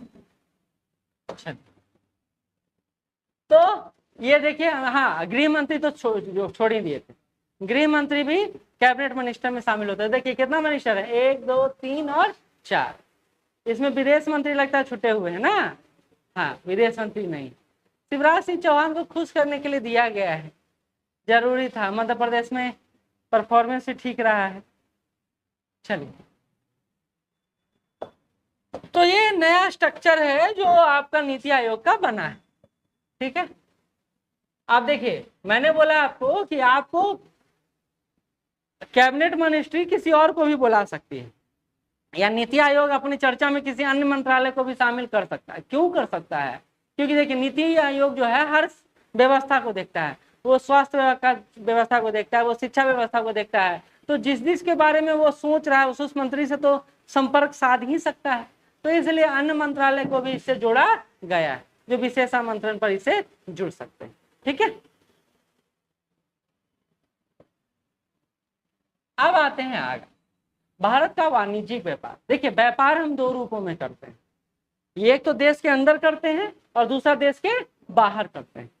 देश के अंदर करते हैं उसको घरेलू व्यापार बोला जाता है, और देश के बाहर जो कहते हैं उसको आयात और निर्यात बोला जाता है, एक्सपोर्ट और इंपोर्ट बोला जाता है। उसी में एक और टर्मिनोलॉजी उपयोग में लाते हैं, बैलेंस ऑफ पेमेंट, यानी भुगतान संतुलन। ये शब्द सुने हैं? नहीं सुने तो पूछिएगा हमसे, सर ये क्या होता है, वो क्या होता है, हम तो बोलते चले जाएंगे। लेकिन ये आपका ड्यूटी है ना कि आप हमसे पूछें। भुगतान संतुलन पता है नीलम? हाँ बताइए। तो इंग्लिश बोले, वो इंग्लिश होता है मतलब।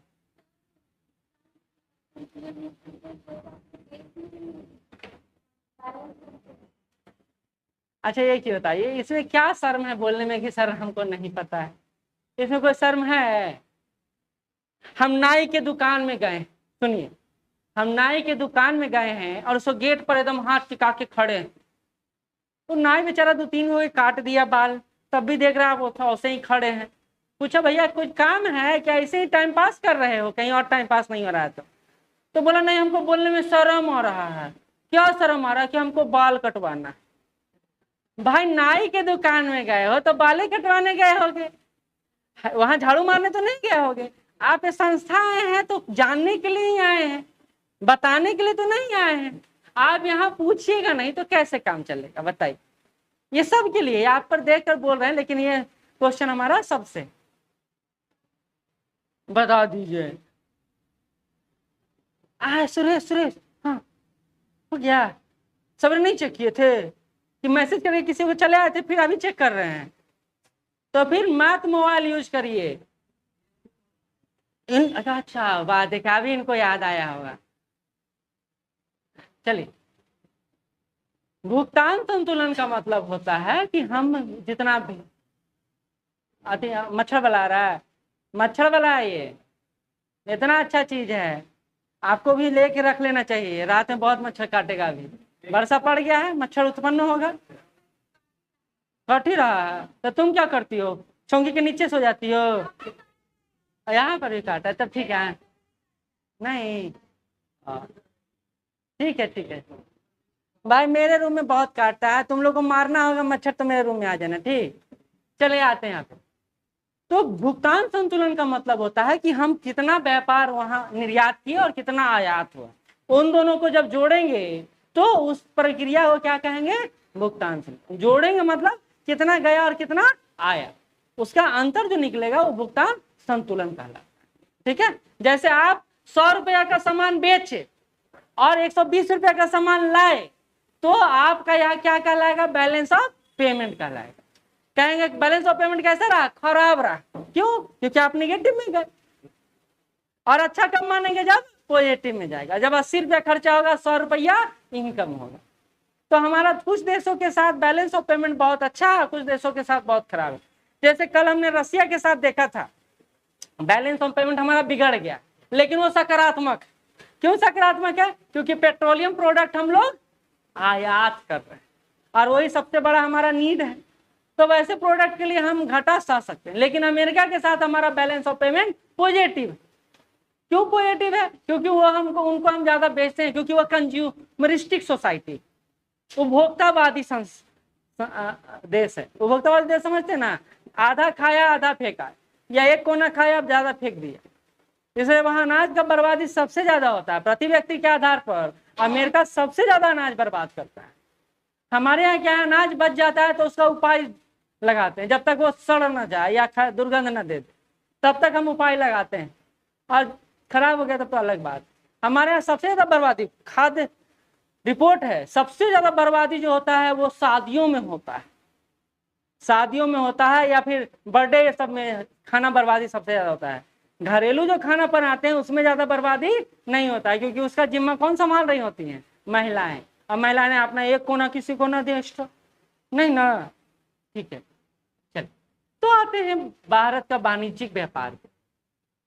कहता है कि हमारे यहाँ निर्यात कितना हुआ, हमारे यहाँ आयात कितना हुआ, और व्यापार का अंतर कितना रहा। फिर से देख लीजिए, हमारे यहाँ निर्यात कितना हुआ, आयात कितना हुआ, और अंतर कितना रहा, माइनस में है, यानी हमारी स्थिति क्या ऐसी है, खराब है, नकारात्मक बैलेंस ऑफ पेमेंट है। इसका मतलब यह हुआ कि हम कैसा कंट्री है, इंपोर्टिंग कंट्री, आयात आधारित अर्थव्यवस्था। इस ना बीओपी में नेट जीरो कैसे हो जाएगा, बीओपी में ही तो पता चलता है कि हमारा एक्सपोर्ट और इंपोर्ट की स्थिति क्या है। जीरो बनाने का प्रयास करते हैं, और कभी भी जिंदगी में जीरो नहीं होगा। अगर जीरो हो जाएगा तो आइडियल सोसाइटी इकोनॉमी होगा। आइडियल इकोनॉमी अभी कोई है देश, कोई देश नहीं है, या तो वो पॉजिटिव में है या वो निगेटिव में। चाइना पॉजिटिव में, हम निगेटिव में, क्योंकि हम लोग इंपोर्टिंग कंट्री है, और वो कैसा है, एक्सपोर्ट कंट्री है, क्योंकि वो मैन्युफैक्चरिंग का हब पढ़े है ना। हाँ, नॉर्थ कोरिया और साउथ कोरिया दो, तो साउथ कोरिया की स्थिति अच्छी है, लेकिन नॉर्थ कोरिया तो कंगाल स्थिति में। ठीक, देखिए हमारे पास पैसा नहीं है, लेकिन हमारे पास रिवॉल्वर है, जिस किसी भी तो लगा के छीन सकते हैं।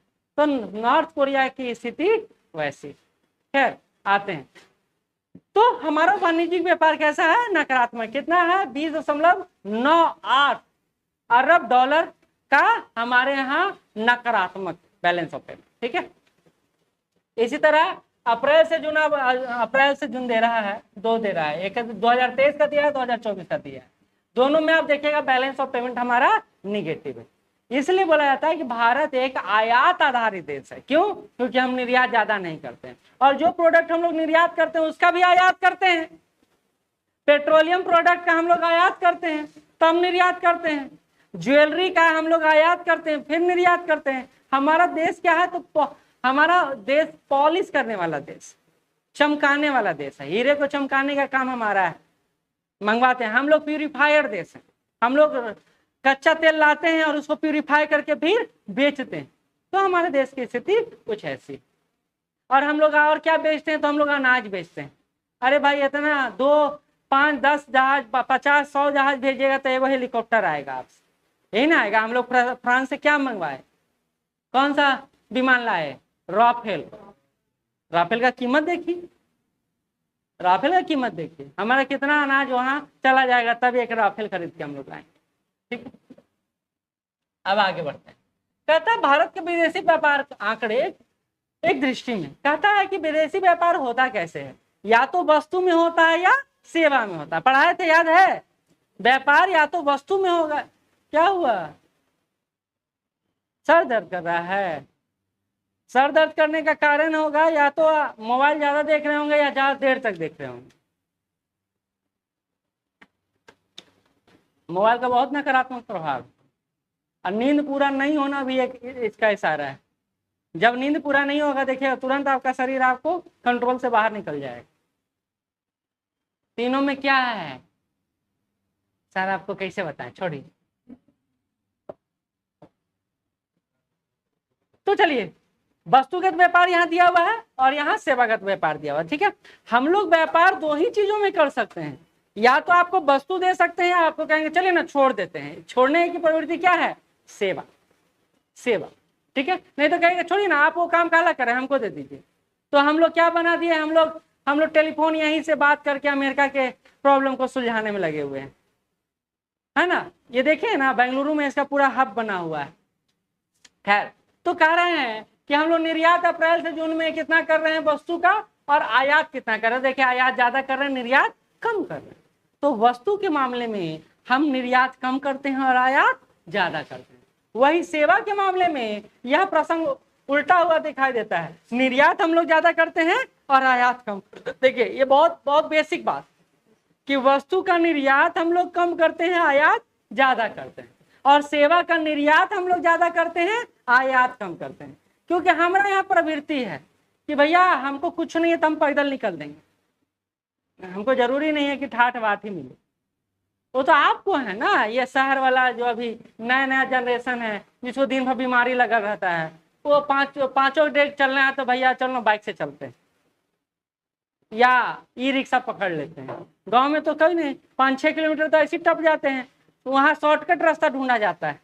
जैसे हमारे घर से बाजार 3 किलोमीटर है, तो हम शॉर्टकट ढूंढते हैं कि आरी चले जाओगे ना, यारी पकड़ के तो तुरंत पहुंच जाओगे, सड़क से जाओगे तो बड़ी देरी होगा। तो ये व्यवस्था होता है। खैर, तो हमारे यहाँ वस्तुगत निर्यात कम है और सेवागत निर्यात ज्यादा है, बस इतना याद रखिए। आंकड़ा याद कम में रखिए, आंकड़ा पूछने का उम्मीद कम रहता है, लेकिन बिहार में पूछा भी जा सकता है, कोई बड़ी बात नहीं।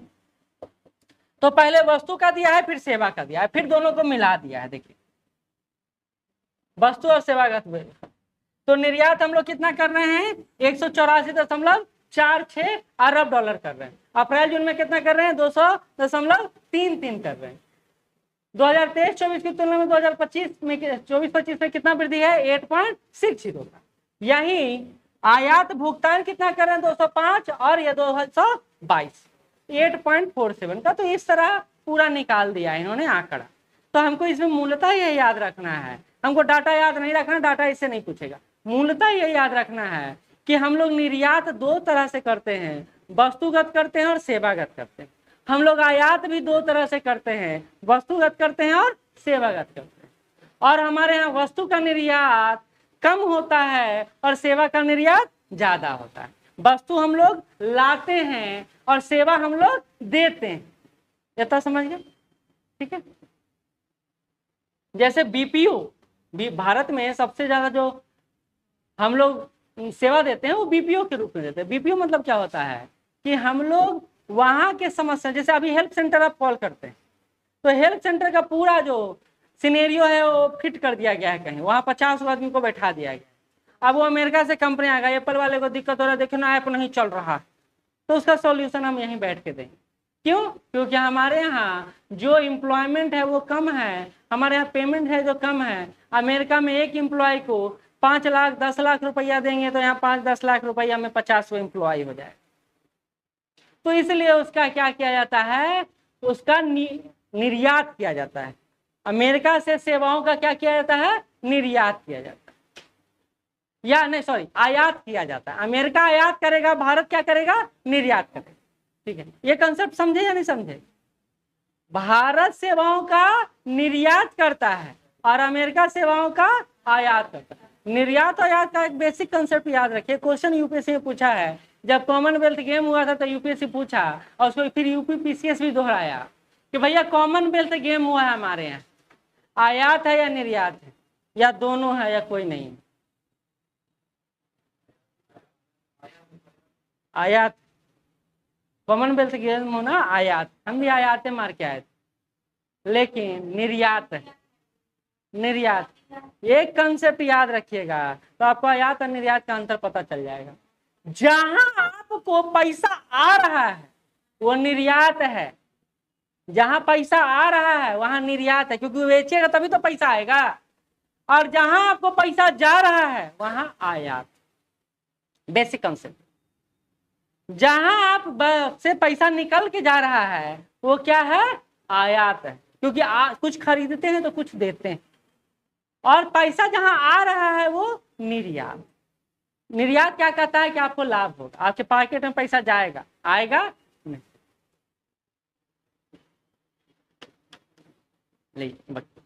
चलिए आगे बढ़े। एक कंसेप्ट हो गया, क्योंकि इकोनॉमी का सेक्शन है, समझाना जरूरी है।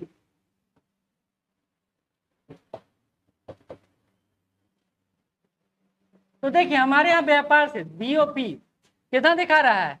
-21.04। यहाँ कितना दिखा रहा है? -22.56। तो ये हमारा बीओपी निगेटिव में है। लेकिन क्या भारत जैसे देशों के लिए बीओपी निगेटिव में होना अच्छा है या बुरा है? तो अच्छा है, अच्छा है, क्योंकि एक ऐसा घर जिसमें कोई आयात निर्यात नहीं हो रहा है वो अच्छा घर है, या एक ऐसा घर जिसमें आयात निर्यात हो रहा है, थोड़ा घाटे में जा रहा है, वो अच्छा? ये बताइए। हमेशा मृत अवस्था की स्थिति को जीरो कहते हैं, याद रखिएगा। और हमेशा चलते हुई क्रिया को सकारात्मक या नकारात्मक कहते हैं। जैसे आप घर में एकदम बैठे हैं, दुनिया से कोई मतलब नहीं है, दुनिया आपके लिए कुछ बोलेगा नहीं। चलते हुए चीजों का वैल्यू, चाहे वो आपको क्रिटिसाइज ही क्यों ना किया जा रहा हो, याद रखिएगा क्रिटिसिज्म भी आपकी उपलब्धि का एक माध्यम है। इसलिए क्रिटिसिज्म को नकारात्मक नहीं लीजिए, क्रिटिसाइज करना भी जरूरी होता है, क्योंकि आप काम कर रहे हैं, वो अच्छा और बुरा हो सकता है किसी दूसरे की नजर। चलिए एक हाँ हाँ हाँ, देखिए ये ओवरऑल दिखा रहा है, ये वस्तु और सेवा है नहीं है, ओवरऑल है। यहाँ वस्तु और सेवा का अलग अलग करके दिखाया, फिर एक ओवरऑल दिखाया, इसलिए ये अंतर है। ये अप्रैल से जून है और ये अप्रैल से जून है। वो 2023 और 24 दोनों है। देखिए 2023 है और ये 2024 है। यहाँ क्या दिखा रहा है? 2024 के। हाँ ये भी ना, तो क्या पूछ क्या रहे हैं? अच्छा ये दोनों में अंतर क्या है? ये जून 2023 है, जून 2024 है, और ये 2-3 महीना का एक साथ है, अप्रैल से जून है और ये अप्रैल से जून है। ये 1 महीने का है, ये 3 महीने का, अंतर है दोनों में। एक मासिक डेटा है, त्रैमासिक डेटा है, ऐसे।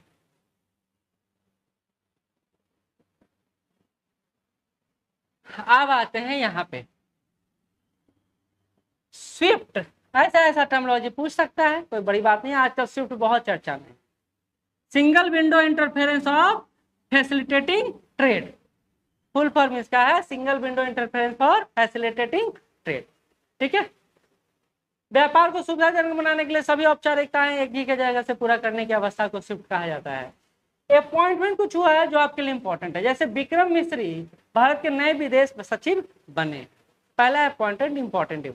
ये चूंकि अभी जून जुलाई का है तो आपको अभी तत्काल में तो परिवर्तन होने से रहा, अभी रहेंगे, बने रहेंगे। तो विक्रम मिश्री क्या बने हैं? भारत के नए विदेश सचिव। विदेश मंत्री कौन है हमारे? एस जयशंकर। ठीक है,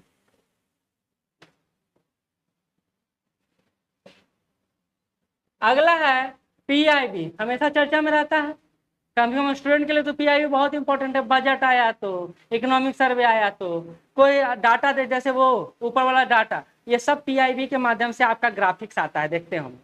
तो पीआईबी के निदेशक कौन बनाए गए हैं? धीरेन्द्र के ओझा। शायद इसको क्वेश्चन पूछ भी चुके हैं, टेस्ट में पूछे, टेस्ट में क्वेश्चन आ चुका है।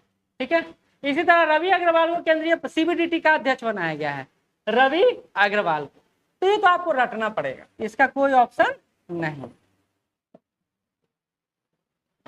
अब हमारे सुप्रीम कोर्ट में न्यायाधीशों की संख्या हो गया है 34, 33 + 1, यानी अभी हमारे सुप्रीम कोर्ट में एक भी जज का सीट खाली नहीं। ये जरूरी है, क्योंकि न्यायपालिका अगर ज्यादा अच्छे तरीके से काम करेगी तो न्याय की व्यवस्था हमारे कायम कर पाएंगे।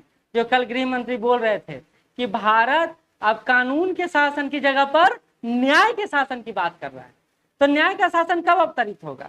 जब हम लोग न्यायालय को संपूर्ण रखेंगे। तो 2 न्यायाधीशों का भी नियुक्ति हुआ है, जम्मू और लद्दाख हाई कोर्ट के जज हैं कोटेश्वर सिंह और दूसरा मद्रास उच्च न्यायालय के न्यायाधीश हैं न्यायमूर्ति आर महादेवन। इन दोनों जज को अभी अपॉइंट किया गया है सुप्रीम कोर्ट में, और सुप्रीम कोर्टों में जजों की संख्या हो गया है 4। और मुख्य न्यायाधीश अभी कौन है? चंद्रचूड़, DY चंद्रचूड़। अब आते हैं यहाँ, इंपॉर्टेंट है।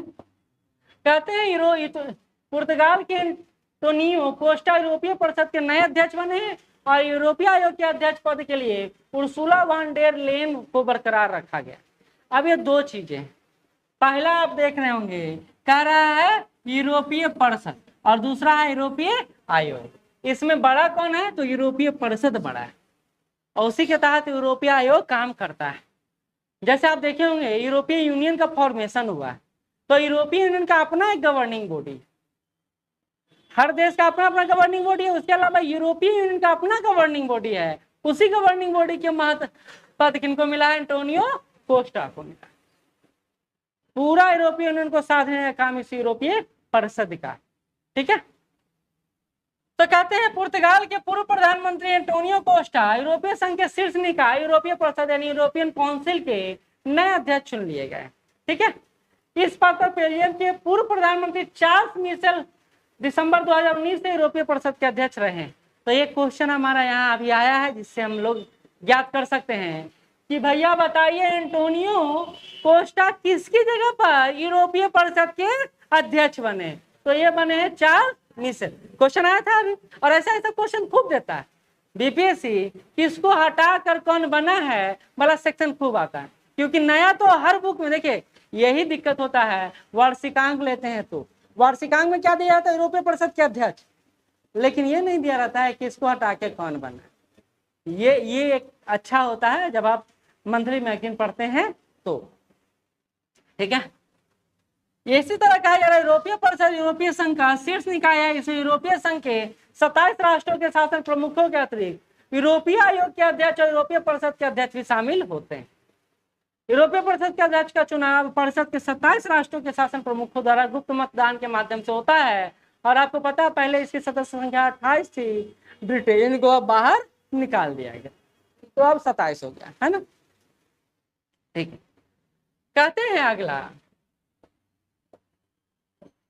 नीदरलैंड के मार्क रेटो 1 अक्टूबर से नाटो के महासचिव बने। देखिए नाटो अभी सबसे ज्यादा चर्चा में रहने वाली संस्था है। 1949 में जब इसका गठन हुआ था तो यूएसएसआर के खिलाफ इसको गठित किया गया। मूलतः यह मानना था कि जिस तरह यूएसएसआर का विस्तार हो रहा है उससे प्रतिरक्षा के लिए हमको एक संगठन बनाने की आवश्यकता है। तो पश्चिमी जगत ने एक संस्था का खड़ा किया, उस संस्था का नाम क्या रखाया? नाटो रखाया। अभी नाटो अप्रासंगिक हो चुका था, लेकिन फिर से इसने रसिया को परेशान करना शुरू किया तो फिर से इसकी प्रासंगिकता हो गई। जैसे अभी आपने कल ही हम लोग चर्चा कर रहे थे कि यूक्रेन रसिया में इंटर कर गया, इसके पीछे दिमाग किसका है? नाटो का। उसको सप्लाई कौन कर रहा है? नाटो सप्लाई कर रहा है। यद्यपि बीच में प्रॉब्लम क्रिएट हो गया था, कब? जब इजराइल को साजो सामान का जरूरत ज्यादा पड़ गया तो सप्लाई उधर से रोक कर इधर कर दिया गया, लेकिन अब इजराइल संभाल लिया है, सब कुछ मोर्चा संभाले हुए हैं। तो फिर से अब यूक्रेन की तरफ मूवमेंट हुआ है और यूक्रेन से बोला गया कि अगर आपका सीमा ही अगर रसिया ले लिया है और समझौता कल होके होता है तो आपको क्या मिलेगा? फिर रसिया कहेगा भाई ये सीमा छोड़ के आप पीछे चले जाओ। आपके पास अगर रसिया का कोई सेक्शन है तो आप भी कल सीमा परिवर्तन कर सकते हैं, उनको वो दे सकते हैं, आप ये ले सकते हैं। ये एक स्ट्रैटेजी कि इससे यूक्रेन का जो लॉस हो सकता है जिलों का और भूमि का वो कम हो पाए। तो नाटो का चर्चा बहुत होता है। तो इसी के संदर्भ में नीदरलैंड के मार्क रूटे को 1 अक्टूबर 2024 से नाटो का महासचिव बनाया गया। अब देखिए बीपीएससी अगर ये क्वेश्चन दे दिया तो ये क्वेश्चन फिर डिलीट करना पड़ेगा उनको, क्योंकि अगर नवंबर में एग्जाम होगा, अक्टूबर में सेट होगा, तब तक ये बनेंगे नहीं। जैसे पिछले बार क्वेश्चन डिलीट हुआ था ना, कौन वाला? Wagner group. कल ही फिर से चर्चा में आया क्योंकि पुतिन साहब फिर वैगनार प्रमुख से मिलने गए थे कि भैया जाओ तुम ही लोग जाओ, हम अपन सैनिक नहीं भेजेंगे। गए थे ना, कल न्यूज देखे थे? भैया न्यूज हम देखते नहीं है सर, उससे अच्छा हम 5 वो रील देख लेंगे तो हमारा एनर्जी बूस्ट होगा, न्यूज देखेंगे तो और जो एनर्जी है वो खत्म हो जाएगा, है ना। चलिए कोई बात, आगे बढ़ते हैं। कहते 14 वर्ष के नीदरलैंड के प्रधानमंत्री रह चुके हैं मार्क रूटे, और 2024 में संभालने के मौजूदा महासचिव कौन है? Jens Stoltenberg. तो जेंस स्टोल्टेनबर्ग को हटाकर अगले महासचिव कौन बनेंगे नाटो के? मार्क रूटे बने। देखिए एक और बात समझिए, नोटिस करिए, छोटा सा बात, कि यहाँ पॉलिटिकल पार्टी का क्या औचित्य है? नाटो तो एक सैन्य संगठन है, उसमें सेना प्रमुख को रखना चाहिए था, ये नेता को क्यों शामिल कर रहा है? तो इसके पीछे एक रीजन ये है कि भैया नाटो सैन्य संगठन तो जरूर है, लेकिन जो इसका कार्य पद्धति है वो किसी नेता की तरह ही है कि किस देश के साथ कैसे कूटनीतिक रिश्ता बढ़ाया जाए जिससे नाटो का विस्तार हो, क्योंकि नाटो हर किसी से लड़ाई तो करता नहीं फिरेगा, उसको चाहिए एक पॉलिटिकल व्यक्ति जो इसके स्टेबिलिटी को बनाए रखे और इसका विस्तार दे। जैसे नाटो में अभी नए नए देश शामिल होना शुरू हो गए, क्यों शामिल होना शुरू हो गया? क्योंकि नाटो ने कुछ ऐसा किया है, बात समझिए। तो हर जगह पॉलिटिकल व्यक्ति का, और दूसरा बात, कोई भी पॉलिटिकल पार्टी ये नहीं चाहेगा कि नाटो जैसा संगठन एक सैन्य प्रमुख के हाथ में। अगर सैन्य प्रमुख के हाथ में जाएगा तो अभी एक मूवी देख रहे थे, विक्की कौशल का आया था, कौन से कर्नल पर एक मूवी बना? हाँ नहीं, विक्रम नहीं, अभी एक कर्नल पर मूवी नहीं बनाए हैं, कौन सा थे? हाँ हाँ, सेन मानिक। उसमें इंदिरा गांधी उनसे बोलती हैं, वो बोलते हैं उनसे जाके, मानिक सा था, मानिक सा, तो इंदिरा गांधी के पास वो जाते हैं मीटिंग में, उनसे बोलते हैं कि भैया रक्षा बजट बढ़ा दीजिए, इंदिरा गांधी को बोलते हैं। तो इंदिरा गांधी के जो सलाहकार होते हैं उनको कान में फुसफुसाते हैं कुछ। इंदिरा गांधी कल होके मानिक शाह को बुलाते हैं, बोलते हैं कि कहीं तख्ता पलट का तो साजिश नहीं रच रहे हो? तो वो बोलते हैं मैडम मुझे पॉलिटिक्स से इतना भी प्यार नहीं, मुझे ना सेना से प्यार, तो मैं पॉलिटिक्स ज्वाइन और आने के लिए सोच भी नहीं सकता। इसी तरह का एक और मूवमेंट आप कुछ दिन पहले मोदी सरकार में भी देखे थे, सैन्य मूवमेंट हो रहा था, तो उसको लेकर भी खूब चर्चा चला था, याद है? तो सेना हमेशा ताकतवर होता है, और किसी भी देश के राष्ट्राध्यक्ष को झुकाने का जो क्षमता होता है वो सेना के पास होता है। इसलिए बांग्लादेश देख लीजिए, पाकिस्तान देख लीजिए, तो इसलिए इसका प्रमुख एक पॉलिटिकल पार्टी को बनाने का इसका भी एक कारण है, ठीक है। तो नाटो के अभी महासचिव कितने बने हैं, तो वो लिस्ट आपको नीचे दिया हुआ है।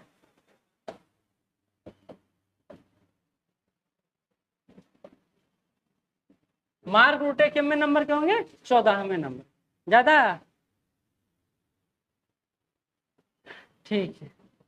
चलिए अब आते हैं, नरेंद्र मोदी को कौन कौन सा पुरस्कार दे दिए, अब बेचारे लेके बहुत खुश है, क्योंकि तकलीफ तो आपको होगा, पुरस्कार तो उनको मिल रहा है, पुरस्कार मिलने वाले खुश मिलता है। तो अभी रसिया गए, तो रसिया में उनको order of Saint Andrew the Apostle award से सम्मानित किया गया। 300 वर्ष पुराना यह अवार्ड है जो इनको दिया गया, ठीक है। इसके अलावा grand cross the legion of honour France का पुरस्कार है, जो उनको सबसे बड़ा पुरस्कार है, जो प्रधानमंत्री मोदी जी को दिया गया है 2023 में। हाँ 2023 का देख लेते थोड़ा सा, पूरा नहीं दिखाएंगे नहीं तो फिर उब जाइएगा।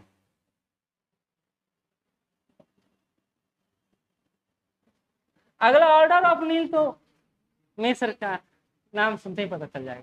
कंपोनियन of the Order of Fiji, ये भी फिजी से मिला है प्रधानमंत्री को। एक और मिला फिजी में, रिपब्लिक ऑफ पलाउ का एबाकल अवार्ड, ये भी फिजी में मई 2023 में दिया गया। इसके अलावा order of the truck Gyalpo Bhutan के द्वारा दिया गया अपना सर्वोच्च नागरिक सम्मान। अब इसके नीचे नहीं जाते हैं, इसके नीचे नहीं जाते, आइए। क्यों लेट आते हैं? नींद नहीं टूटता है? सबके साथ दिक्कत। तो हमने देखा grand cross the legion of honour, France का जो सर्वोच्च सम्मान है वो प्रधानमंत्री को दिया गया। Companion of the Order of the Logohu Papua New Guinea का अवार्ड है, वो भी मई 2023 में दिया गया। Companion of order of Fiji ये भी दिया गया, और रिपब्लिकन ऑफ पलाउ का एबाकल अवार्ड भी प्रधानमंत्री को मई 2023 में दिया गया। Order of the truck Gyalpo ये भी दिसंबर 2000, बहुत पीछे चला गया, आप छोड़ देते हैं। ठीक है, 2023 तक ठीक है, इतना तक पूछा जा सकता है। हाँ, ये भी पूछा जा सकता है कि निम्नलिखित में से कौन सा अवार्ड है जो उनको नहीं दिया गया। तो याद करिए, अभी राष्ट्रपति दौरे पर थे, उनको भी नागरिक सम्मान मिला है सर्वोच्च। तो वो वाला जब पढ़ाएंगे तो उसमें आपको ध्यान रख लेना कि राष्ट्रपति को कौन सा मिला और प्रधानमंत्री को कौन सा। ये छोटा छोटा देखिए, ये बताने की बात नहीं, ये पूछा ही जाएगा ऐसे, क्योंकि प्रधानमंत्री को भी कई सारा अवार्ड मिल गया, राष्ट्रपति को भी मिल गया। अब पूछा जाएगा कौन नहीं मिला, तो आपको ध्यान नहीं रहेगा, तो गलती वहां हो सकता है।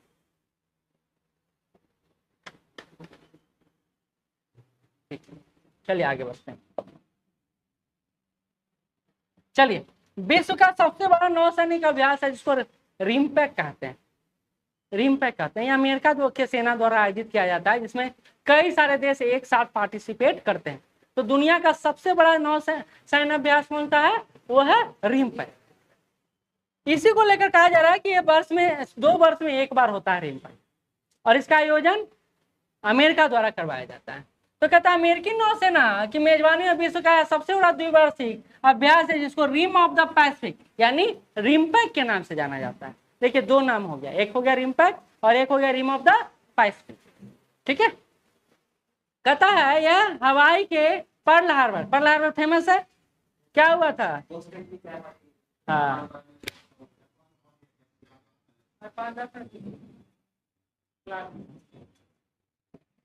हाँ, तो वो बोस्टन टी पार्टी, और एक और हुआ था ना, पर्ल हार्बर पर भी आक्रमण किया गया था जापान द्वारा। वो पर्ल हार्बर मूवी बना है, देखे हैं? देखिए, हमारा क्लास इतना एकदम मासूम टाइप का है ना, पूछो तो मुंह बना लेता है, लगता है कि इससे अच्छा बच्चा कोई हो ही नहीं सकता है ना? कोई बात नहीं। कहते हैं रिम ऑफ द पैसिफिक 1971 से यह अभ्यास शुरू हुआ है, जो द्विवार्षिक आधार पर लगातार जारी।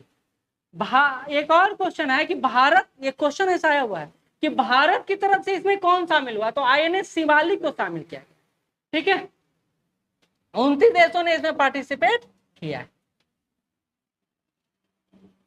अगला है भारत व थाईलैंड संयुक्त सैन्य अभ्यास हुआ है, जिसको मैत्री कहते हैं। ज्यादा जानने योग्य बात नहीं है, शायद इसको बात कर चुके हैं कि संयुक्त सैन्य अभ्यास था कहाँ हुआ है? तो थाईलैंड के टाक प्रांत के फोन काचरा प्रकरण में हुआ।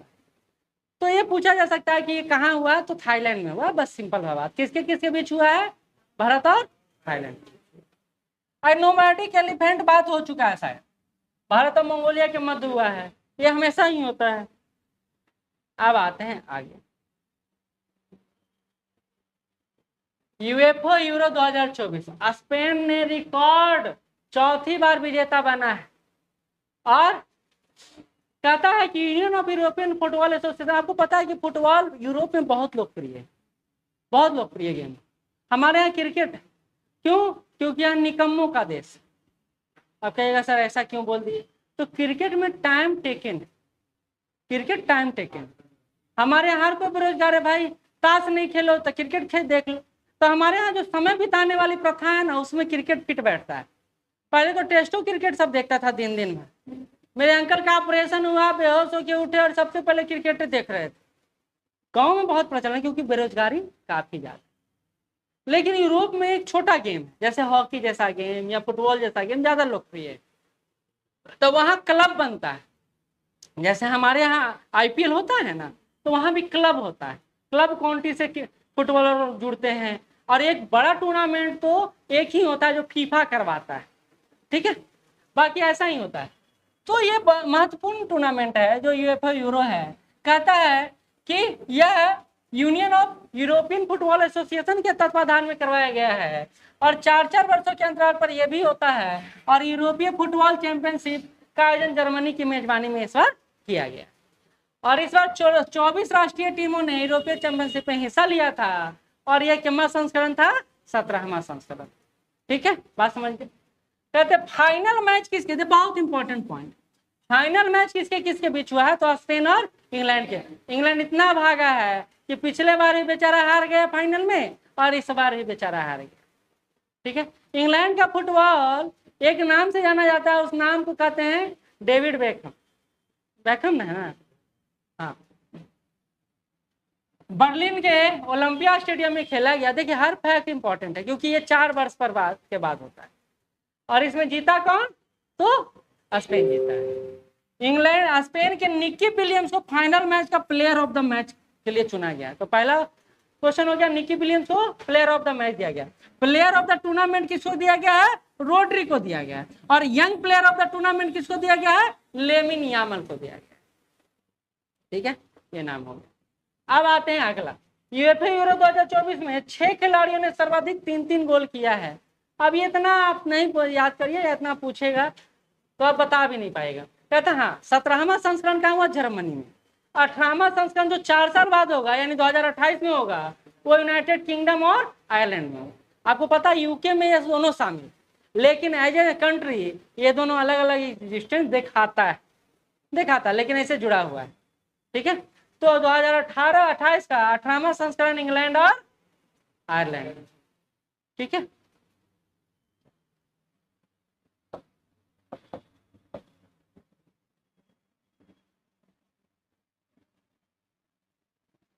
आते हैं 2024 का कोपा अमेरिका का। अर्जेंटीना ने रिकॉर्ड 16वीं बार इसमें जीत अर्जित किया है। जैसा कि मैंने बोला कि वहाँ फुटबॉल का बहुत लोकप्रिय गेम है। उत्तर अमेरिका, दक्षिण अमेरिका, यूरोप, ये तीनों जगह पर फुटबॉल काफी लोकप्रिय है। लोकप्रिय कहाँ नहीं है? तो एशिया कॉन्टिनेंट। हमारे यहाँ फुटबॉल का कोई देश बताइए जो खेलता हो अच्छा। हमारा तो 101वां या 104वां रैंक हमारा रैंक, वो भी सुनील छेत्री बीच में एक्टिव थे तब। आप तो 107 वही कर रहे हैं, सुनील छेत्री एक्टिव थे तब। अब तो बेचारे वही डिसएक्टिव हो गए हैं। तो फुटबॉल को भगवान ने बचाएगा, जैसे हॉकी को उनके बाद कोई बचाया है तो छोटा मोटा हम लोग खेल खाल के बचाए। हॉकी भी तो मरनासा स्थिति में। मैं तो याद है हमको 2000 में 2000 नहीं 96 में राजगीर में हम रहते थे, बच्चा थे एकदम। वहाँ हॉकी हर घर में, हर लड़का के पास होता था। सवेरे सवेरे क्रिकेट खेलने नहीं जाता था, हॉकी खेलने जाते थे। अब देख लीजिए कहीं हॉकी कोई खेल रहा? कहीं नहीं, हॉकी कहीं नहीं खेला जा रहा। अब तो हॉकी स्टिक भी आपको नहीं मिलेगा, वही मिलेगा जहाँ स्टूडेंट लोग रहेगा। मारने पीटने के लिए हॉकी स्टिक रखता है, खेलने के लिए नहीं रखता है। चलिए, तो कहता है कि 16वीं बार कोपा अमेरिका कप जीता है किसने? अर्जेंटीना। कहता है, आगे बढ़ते हैं, कि अमेरिका ने इसकी मेजबानी की थी और उत्तरी और दक्षिणी अमेरिका के 16 राष्ट्रीय टीमों ने इसमें हिस्सा लिया था। उसमें कितना हिस्सा लिया था? 24 टीमों ने। ठीक है, कहते हैं टूर्नामेंट में फाइनल मैच विजेता अर्जेंटीना व कोलंबिया के बीच अमेरिका के मियामी गार्डन में खेला गया और जीता किसने? अर्जेंटीना। ठीक है, नींद आने लगा सबको। चलिए, कहते हैं टूर्नामेंट का सर्वाधिक 5 गोल अर्जेंटीना के लौतारो मार्टिनेज ने किया तथा सर्वश्रेष्ठ गोलकीपर का अवार्ड भी अर्जेंटीना के इमिलियानो मार्टिनेज ने ही जीता। तो ये छोटा छोटा तथ्य आपसे याद होगा, नहीं याद करने का प्रयास कीजिएगा, टेस्ट में देंगे ना तो याद हो जाएगा। ये हीरो को देख लीजिए, कंतारा मूवी में दिखे हैं, नाम है इनका ऋषभ शेट्टी। एक ऐसा स्ट्रगलिंग एक्टर जिनका कहानी सुन के आपको भी रोना आ जाए। स्ट्रगलिंग एक्टर इसलिए बोल रहे हैं कि लगातार फ्लॉप फिल्म, खाने का पैसा नहीं, वेटर के रूप में काम किए, सारा कृत्य कर लिए, इंडस्ट्री इनको अब बाहर निकल गया था, ऐसा ये सोच रहे थे। लेकिन एक मूवी कंतारा देखे हैं सर? नहीं, मूवी नहीं सर, कंतारा देखे हैं? उसका थीम ही, पोस्टर ही इतना अच्छा बनाया है कि देखा एकदम मन करता है। तो कंतारा मूवी को लेकर ऋषभ पटेल को 70वां जो राष्ट्रीय फिल्म पुरस्कार है वो दिया गया है सर्वश्रेष्ठ अभिनेता के रूप में। सर्वश्रेष्ठ अभिनेत्री ये तो बॉलीवुड में भी काम किए कुछ मूवी में, मिला है थ्रू चित्रलंबम के लिए नित्या मेनन को। ये 100 की कई सारी मूवी देखी गई। हाँ, पार्श्व गायिका ये इंपॉर्टेंट है। सर्वश्रेष्ठ महिला पार्श्व गायिका मिला है गायक बॉम्बे जयश्री को, जिसको चायुम बेल भी कहा जाता है, साउथ की। इस बार देखिएगा ज्यादातर साउथ का ही है जो फिल्म का दबदबा रहा है। अब इनको तो हर कोई जानता है। एक और बात है, मैं सुन रहा था एक हीरो का पॉडकास्ट में आते हैं ना, तो बोला जाता है कि बॉलीवुड मूवी ना सुरक्षित बनता है, सेफ जोन में बनता है।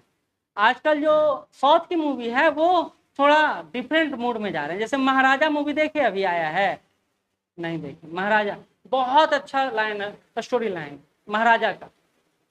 उनकी बेटी का रेप होता है और उस रेप के बेटी के आरोपी को पकड़ने के लिए एक बाल्टी चोरी का कूड़ेदान का आरोप लगाते हैं। अब पुलिस में कूड़ेदान को ढूंढने के लिए वो पूरा हाथ पैर मारते हैं।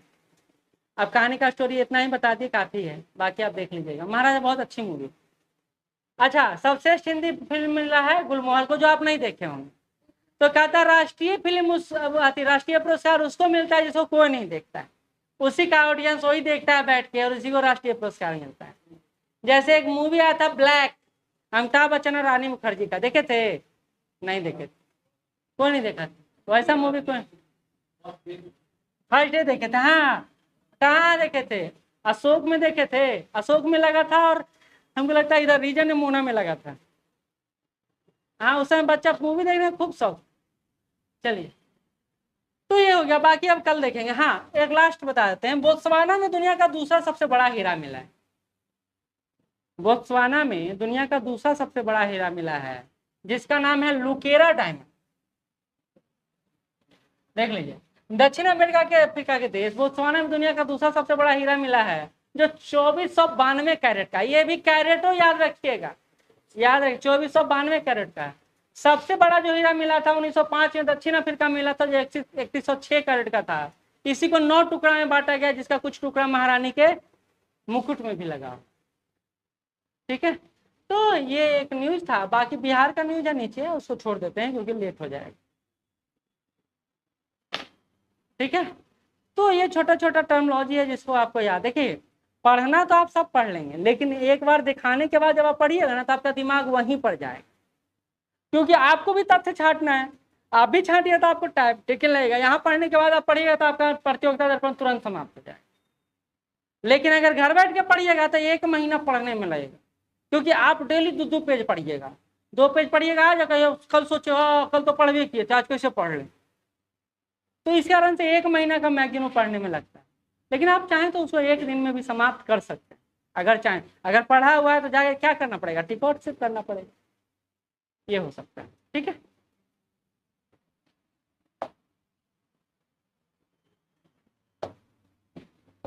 नीतीश नहीं आया है?